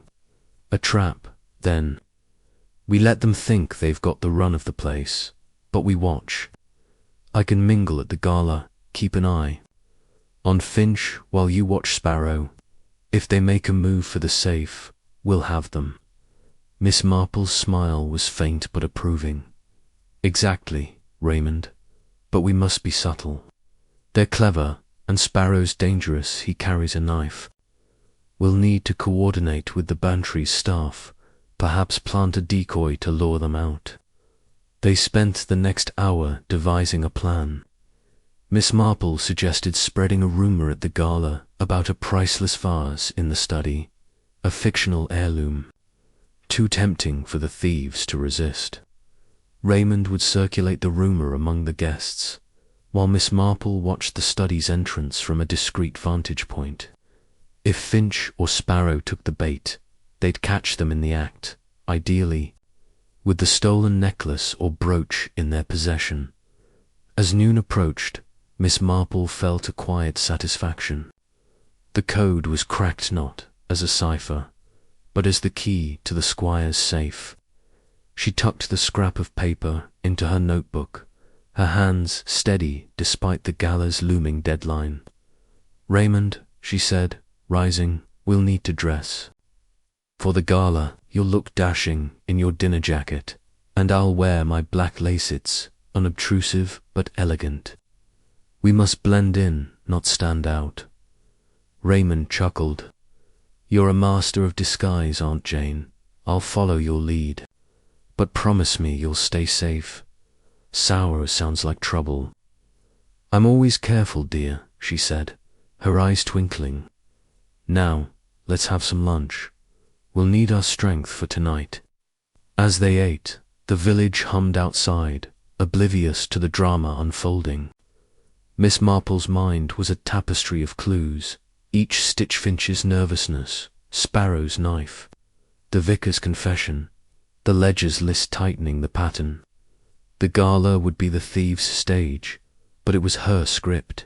With Raymond at her side and the code cracked, she was ready to outwit them. Finch and Sparrow thought they held the upper hand, but they hadn't counted on the quiet old lady with a knack for puzzles. Tonight she would pull the final thread, and their scheme would unravel. Chapter 10. The gala trap. The grand hall of Gossington Hall glowed under the light of crystal chandeliers, their prisms scattering rainbows across the polished oak floors. The gala was in full splendor, with St. Mary Mead's elite mingling among guests from neighboring villages, their laughter and chatter rising over the soft strains of a piano trio. Tables, draped in white linen, bore silver trays of delicacies, oysters, quail legs, and delicate pastries, while footmen circulated with champagne. Miss Jane Marple stood near a marble fireplace, her black lace dress blending into the shadows, her cameo brooch a quiet gleam at her throat. Her knitting bag rested at her feet, a prop to maintain her unassuming air, but her eyes were sharp. Scanning the crowd for Mr. Finch and Sparrow, her nephew, Raymond West, moved through the room in his dinner jacket, his charm as effortless as his smile. He was already at work, planting the seed of their trapper, whispered rumour about a priceless Ming vase in the squire's study, supposedly kept in the safe alongside the Bantry's jewels. The plan was simple but daring. Lure the thieves to the study, where Miss Marple and Raymond would watch, ready to catch them in the act.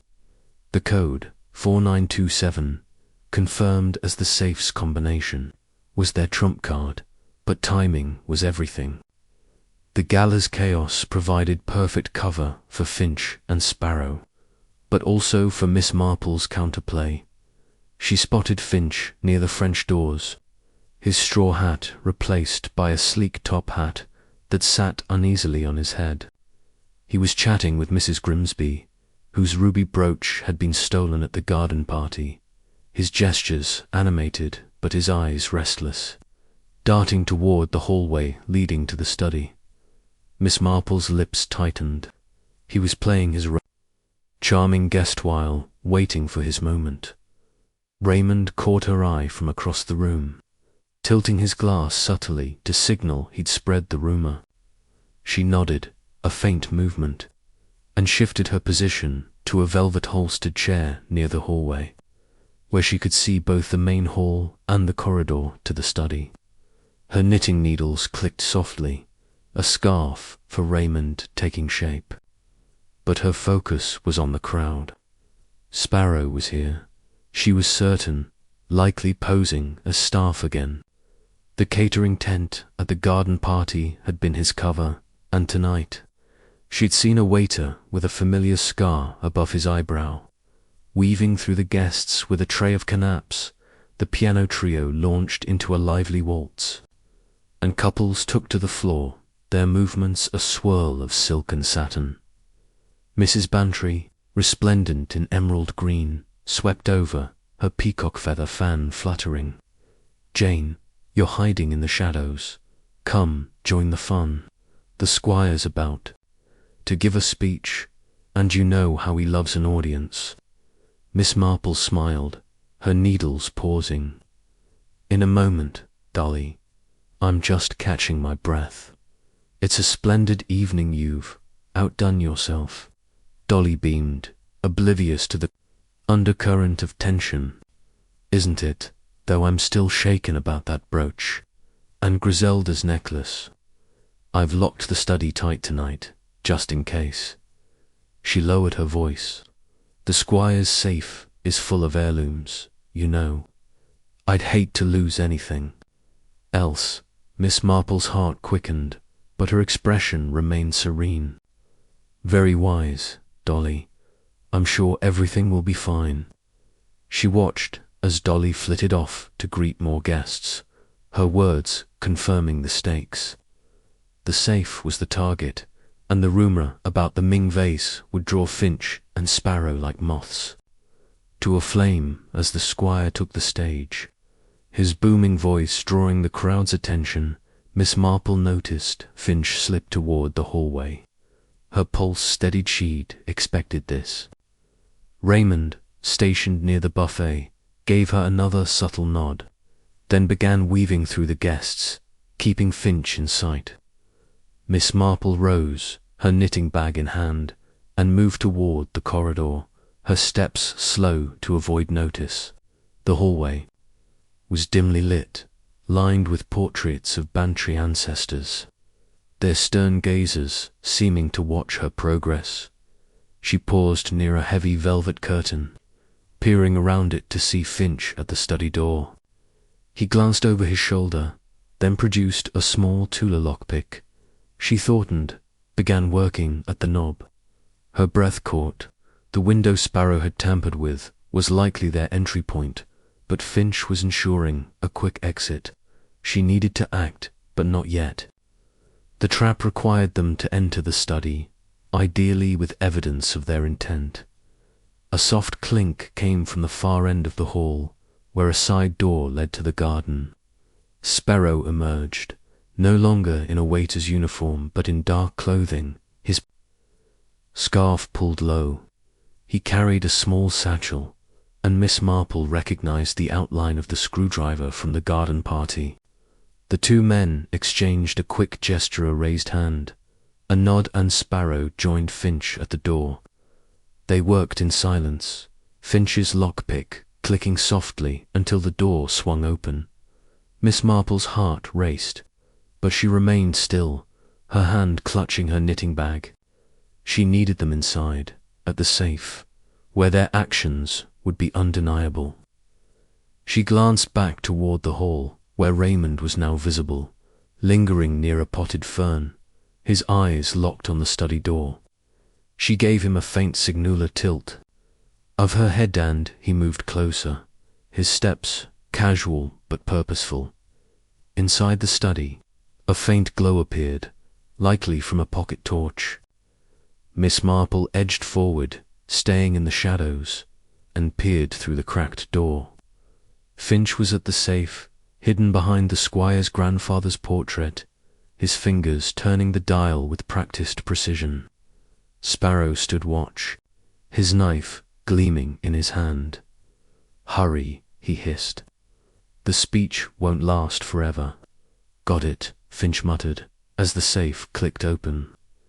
He reached inside, pulling out a velvet pouch, but before he could open it, Miss Marple acted. She stepped into the doorway, her voice clear and calm. "Gentlemen, I believe you've found the wrong vase." Finch froze, his hand on the pouch, while Sparrow spun, his knife raised. Raymond appeared behind her, his presence a quiet reassurance. "Aunt Jane, I think we should call the squire," he said, his tone light but firm. Sparrow's scar twitched, his eyes narrowing. "You again, old lady. You're in over your head." Miss Marple's smile was serene. "Perhaps, but the study is wired with a newfangled camera installed for the gala. Your faces are quite clear, I'm sure." It was a bluff Darley had mentioned no such camera, but Sparrow hesitated, his knife lowering slightly. Finch cursed, shoving the pouch back. "Into the safe." "Let's go," he snapped, but Raymond blocked the door, his height imposing. The piano trio's music swelled, masking their voices, but the tension was palpable. Miss Marple stepped forward, her knitting bag swinging lightly. "The necklace and brooch are in that satchel, aren't they? Hand it over, and we'll discuss this quietly." Her voice was steady, her eyes locked on Sparrow's. He lunged, but Raymond was faster, grabbing his wrist and twisting the knife free. Finch bolted for the window, but the squire's voice boomed from the hall, calling for his footman. The trap had sprung, and the thieves were caught, their faces captured not by a camera, but by Miss Marple's unyielding gaze. As the footman restrained Finch and Sparrow, Miss Marple retrieved the satchel, finding the stolen necklace and brooch inside. The gala continued, oblivious, but her work was done. She handed the satchel to Raymond, her smile faint but triumphant. The thieves had underestimated her, and now their scheme lay in tatters, caught in the quiet trap of an old lady's cunning. Chapter 11. The accomplice unmasked. The aftermath of the gala hung over Gossington Hall like a morning fog. With the grand house now quiet, its chandeliers dimmed, and its tables cleared of champagne flutes, Miss Jane Marple sat in the Bantry's drawing-room, a cup of tea balanced on her knee, her black lace dress still impeccable despite the night's drama. Her nephew, Raymond West, lounged nearby, his tie loosened, his eyes bright with the thrill of their success. The thieves Mr. Finch and the scarred man known as Sparrow were in custody, detained in the squire's library under the watchful eyes of two burly footmen. The stolen sapphire necklace and ruby brooch had been recovered from Sparrow's satchel, but Miss Marple's mind was far from settled. The ledger, the code, and Sparrow's menacing pursuit suggested a deeper scheme, and she needed to know who Sparrow truly was. Mrs. Bantry bustled in, her emerald gown replaced by a practical cardigan, her face a mix of relief and indignation Jane, you're a marvel. Trapping those scoundrels in the act, why, it's like something out of one of Raymond's novels. But who are they, and how did you know they'd go for the safe? Miss Marple smiled faintly, setting her teacup down. A matter of observation, Dolly. Small things, nervous hands, a whispered conversation. A coded note told me more than they intended. But we're not quite finished. I need to speak with the second man, the one posing as a caterer. Raymond raised an eyebrow. Sparrow, you mean? He's a nasty piece of work, Aunt Jane. That knife he pulled wasn't for show. Are you sure? You want to face him? I must, she said, her voice calm but resolute. His role in this is clearer now, but his identity is key. He's no mere hired hand, he's driven by something personal. The squire, red-faced from the night's chaos, poked his head in. Jane, the police are on their way, but that scarred fellow's clammed up, won't say a word. Finch is babbling about being a writer, but it's nonsense. Want to have a go at them before the constables arrive? Miss Marple nodded, rising with her knitting bag in hand.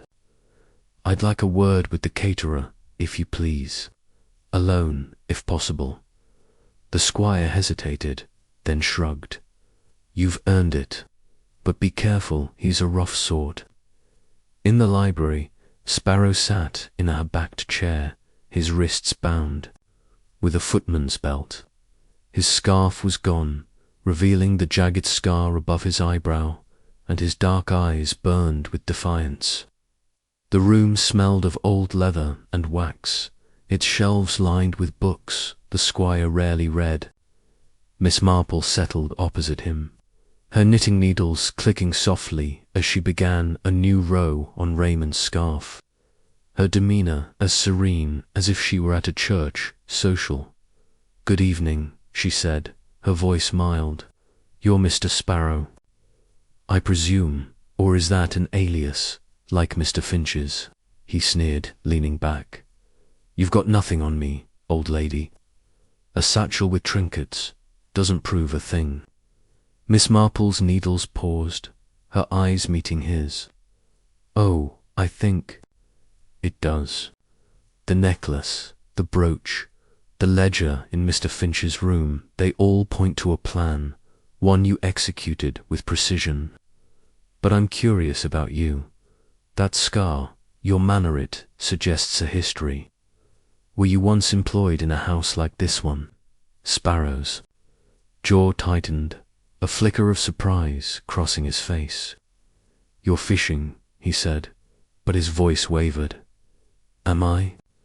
She said, resuming her knitting. I've seen men like you before.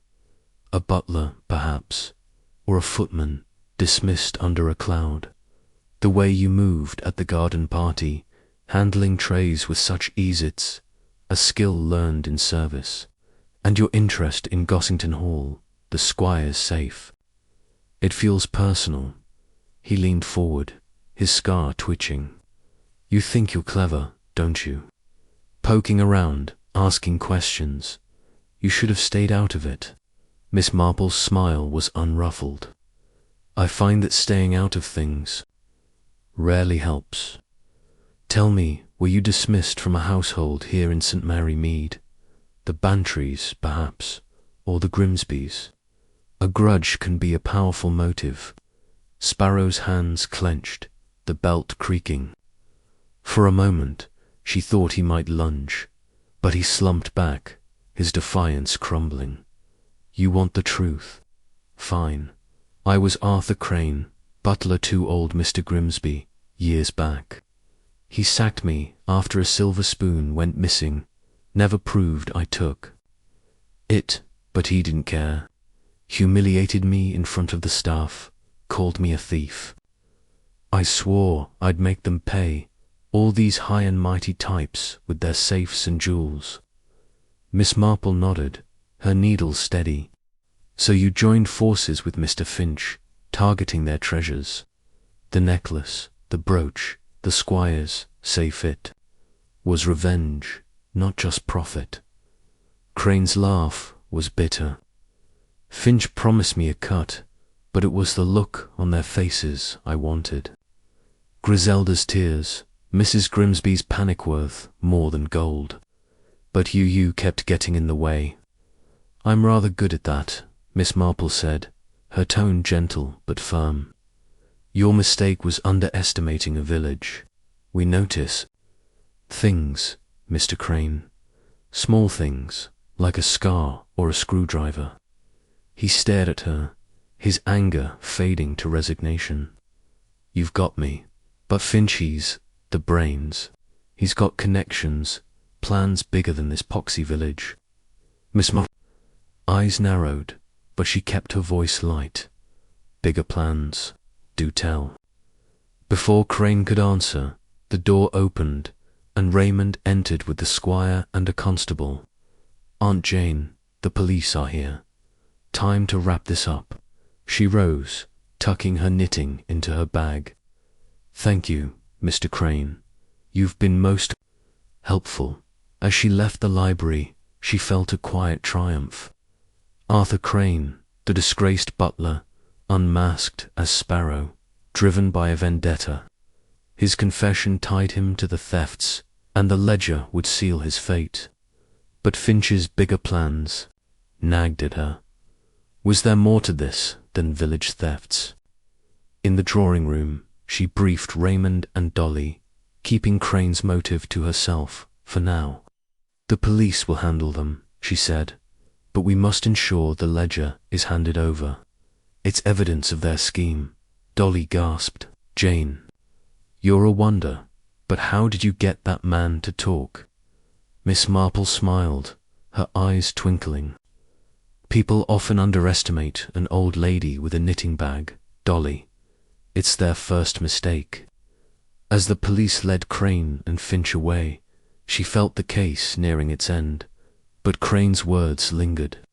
The gala trap had worked, but the shadow of a larger plan loomed, and she would not rest until every thread was tied.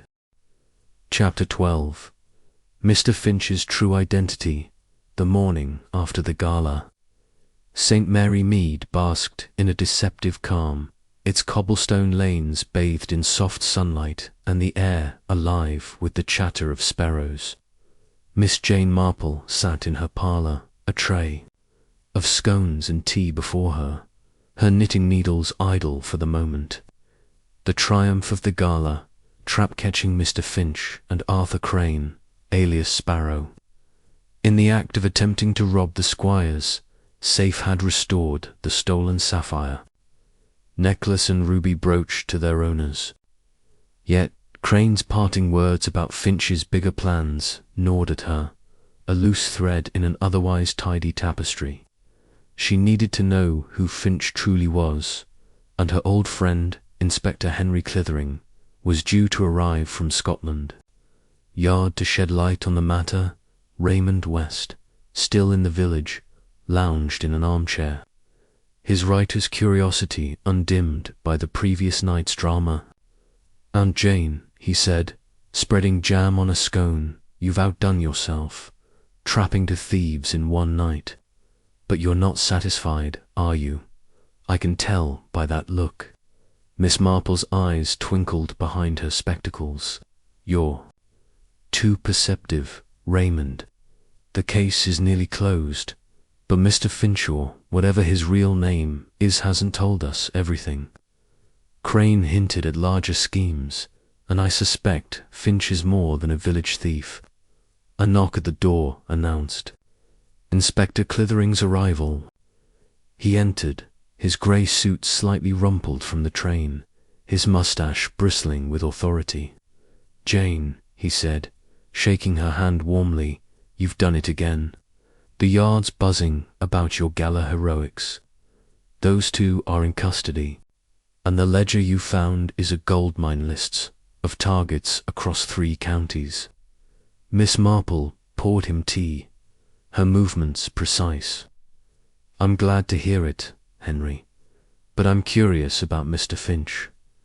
Arthur Crane, The accomplice confessed to a personal grudge, but Finch seems the mastermind. Who is he? Clithering settled into a chair, his expression grim. You've a knack for sniffing out the big fish, Jane. Finch is an alias, as you suspected. His real name is Victor Crenno, relation to Arthur, oddly enough. He's a notorious thief, wanted in London, Paris, and Brussels for orchestrating high-end heists. Country houses, galas, auctionsees. Hit them all, always, with a local accomplice to take the fall. Miss Marple's lips pursed.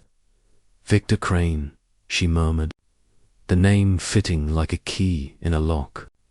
That explains his polish, his ease with the gentry. But why St. Mary Mead? We're hardly Paris.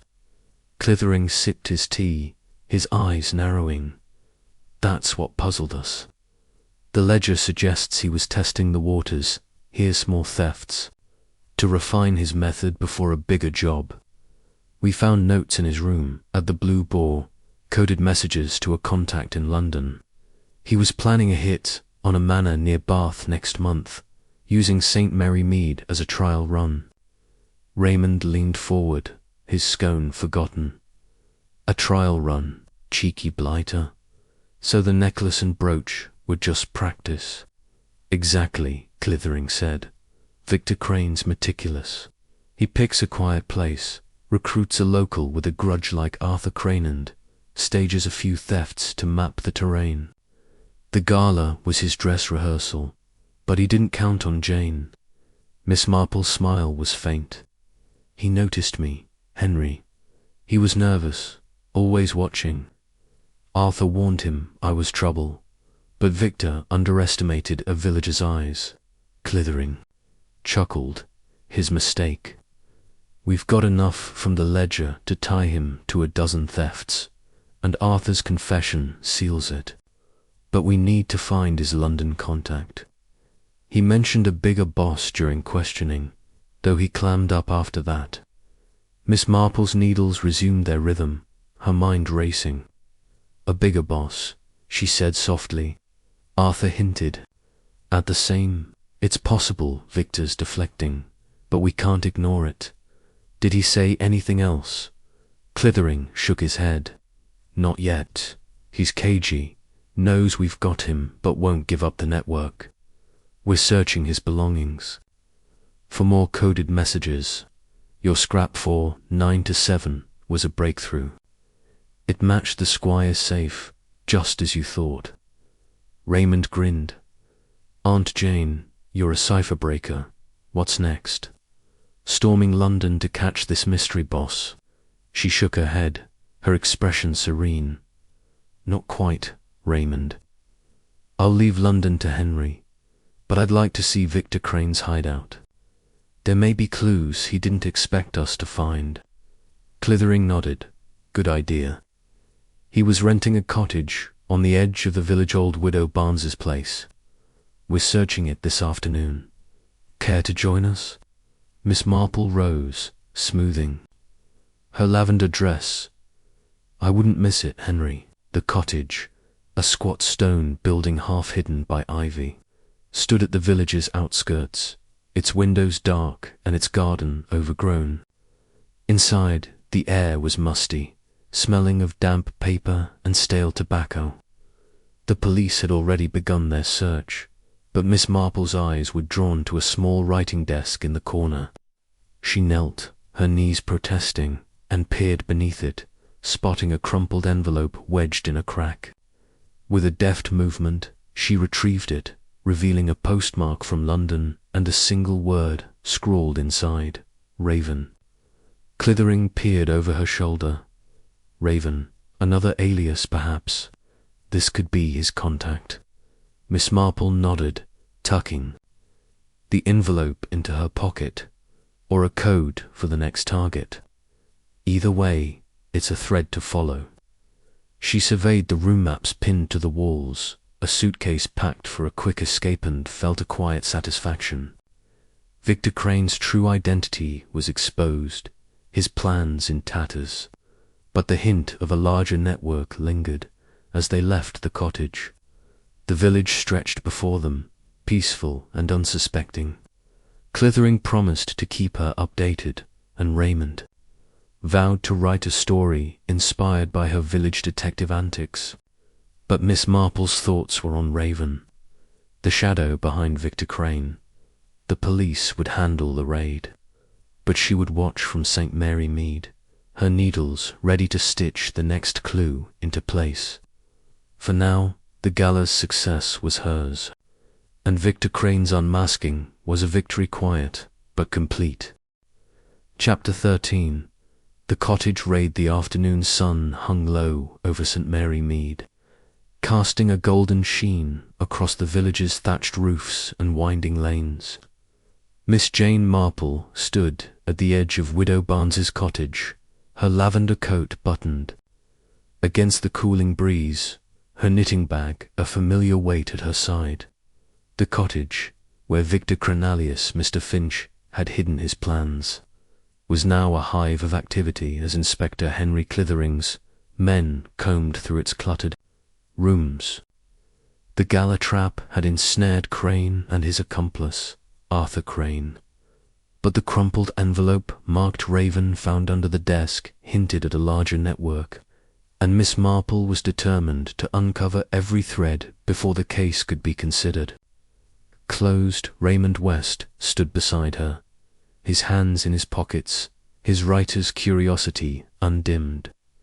"Aunt Jane," he said, squinting at the cottage's ivy-draped walls, "you've turned this village into a crime novel's epicenter. Ah, you sure you want to poke around in there? The police have it under control." Miss Marple's lips curved into a faint smile. "The police are thorough, Raymond, but they don't always see what a village I can." Victor Crane was meticulous, but even the cleverest leave traces. Her tone was calm, but her eyes were sharp, scanning the cottage's windows for any sign of overlooked detail. Inspector Clithering emerged from the front door, his moustache twitching with frustration. "Jane, we've turned the place upside down. Maps, coded notes, a burner phone. Crane was planning a string of heists, all right. But this Raven business is a puzzle. No address, no clear leads. Your envelope's the best we've got." Miss Marple nodded, her fingers brushing the envelope in her pocket. "May I take a look inside, Henry?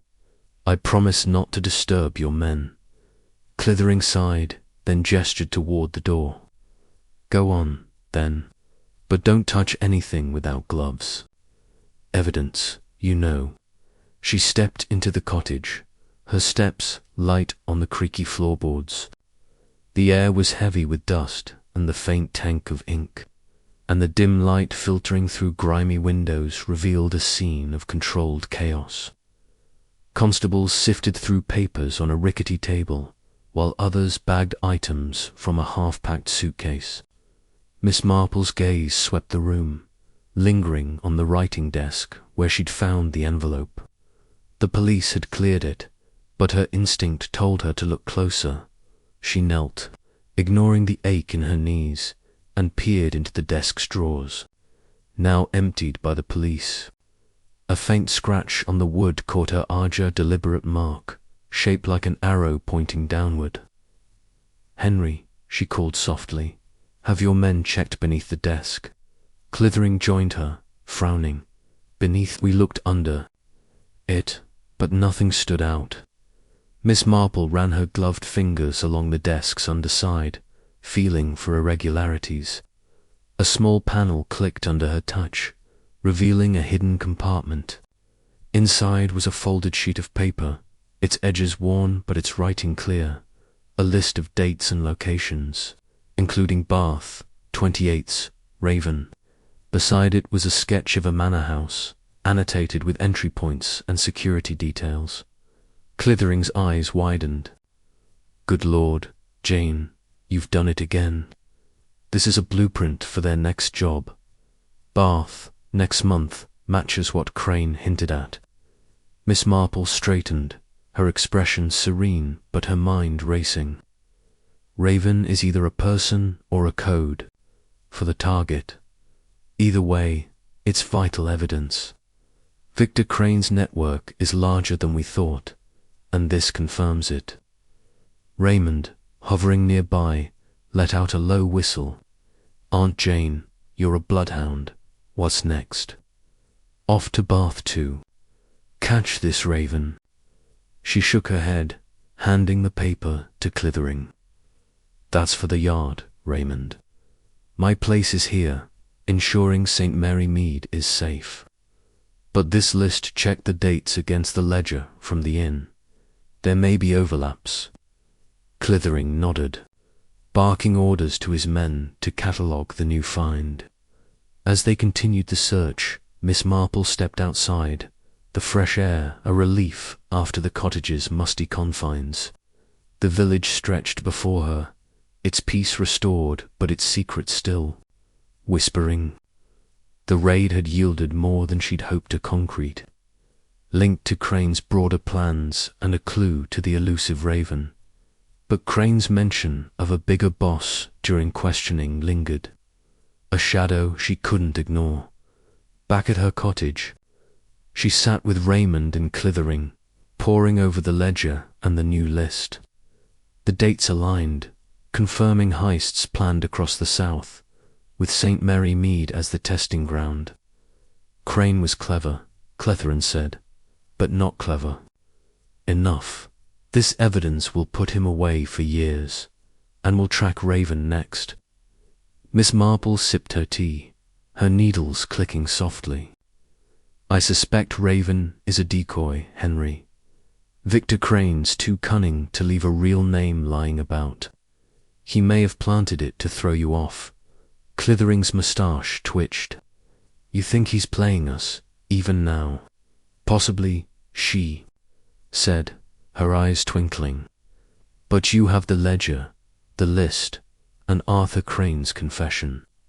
That's enough to dismantle their operation here. Raven will surface in time, if he exists. As Clithering left to coordinate with his team, Raymond leaned back, grinning. Aunt Jane, you've turned a village gala into a masterclass in detection. What's left to do? She smiled, setting her knitting aside. Rest, Raymond. The village is safe, the thieves are caught, and the police have their work. But I'll keep an eye out, just in case. The cottage raid had tied up most threads, but the hint of a larger network lingered, a faint ripple in her mind. For now, St. Mary Mead could breathe easy, thanks to the quiet old lady who saw what others missed. Chapter 14. The quiet triumph. The evening settled over St. Mary Mead like a soft blanket, the village's cottages glowing with lamplight as the first stars pricked the sky. Miss Jane Marple sat in her parlour, a fire crackling in the hearth, casting dancing shadows across the chintz curtains. Her knitting needles moved steadily, the scarf for her nephew Raymond now nearly complete, its soft wool a testament to her patient hands. A tray of tea and shortbread sat on the table, the faint scent of chamomile mingling with the woods. The gala's drama, the cottage raid, and the unmasking of Victor Crane and Arthur Crane were behind her. Yet her mind lingered on the case, savouring its resolution like a well-crafted puzzle. The sapphire necklace and ruby brooch had been returned to their owners. Griselda, Clement, and Mrs. Grimsby are storing a measure of peace to St. Mary Mead. Inspector Henry Clithering had telephoned earlier, confirming that the ledger and the list found in the cottage had led to arrests in 2 other counties, dismantling Victor Crane's network. The mysterious Raven, mentioned in the envelope, was likely a bluff, Clithering concluded, a red herring to distract the police from Crane's immediate plans. Miss Marple agreed, though a faint flicker of doubt remained, tucked away like a spare skein of yarn. She sipped her tea, her eyes drifting to her notebook, open on the table. Its pages were filled with her neat script: Finch at church safe, penknife, sparrows, scar, screwdriver, ledger, for 9 to 7, raven. Each entry had played its part, weaving a net that had caught the thieves.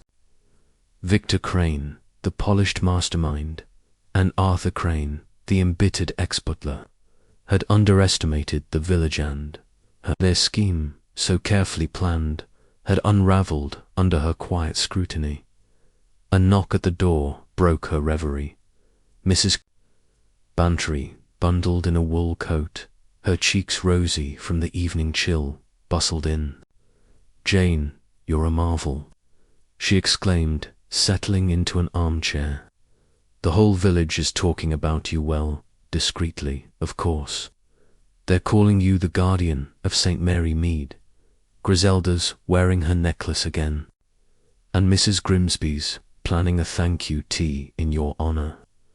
Miss Marple chuckled, setting her knitting aside. "Oh, Dolly, I don't need a tea. I only did what anyone might keep my eyes open, that's all." Dolly snorted, helping herself to a shortbread. "Nonsense. You caught those villains red-handed, and with Raymond's help, no less.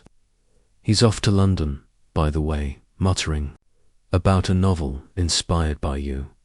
Says you're his muse." Miss Marple's eyes twinkled. "He's a dear boy, but he exaggerates. The village did as much as I did. People talk, Dolly, and their chatter is a map if you know how to read it." Dolly leaned forward, her voice dropping. "But what about this Raven business? Henry said it was probably nothing, but you don't seem convinced." Miss Marple's fingers paused on her teacup. "I think Henry's right. Victor Crane likely used Raven to throw us off. A man like him thrives on misdirection. But if there's more, the Yard will find it. My work here is done." She rose, crossing to the window to draw the curtains. The village lay quiet, its lanes empty, its secrets for now laid bare. The gala had been the thieves' undoing, their ambition no match for her subtle trap.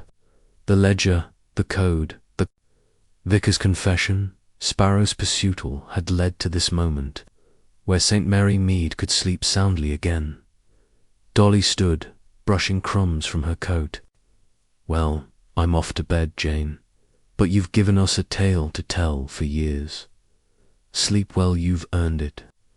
As the door closed, Miss Marple returned to her armchair, picking up her knitting. The scarf was nearly finished, its rose tight, and even a small triumph of patience.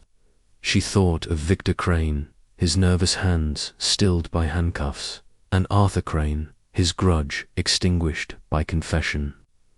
Raven, if real, was someone else's puzzle now. Her village was safe, its rhythm restored. The fire popped, and she leaned back, her eyes half closed. The case had tested her, but she'd met it with the same quiet resolve she brought to every mystery. St. Mary Mead's guardian, they called her. She smiled at the thought, her needles clicking softly. The scarf was done, and so was the Kaiser quiet triumph, woven with care, complete at last.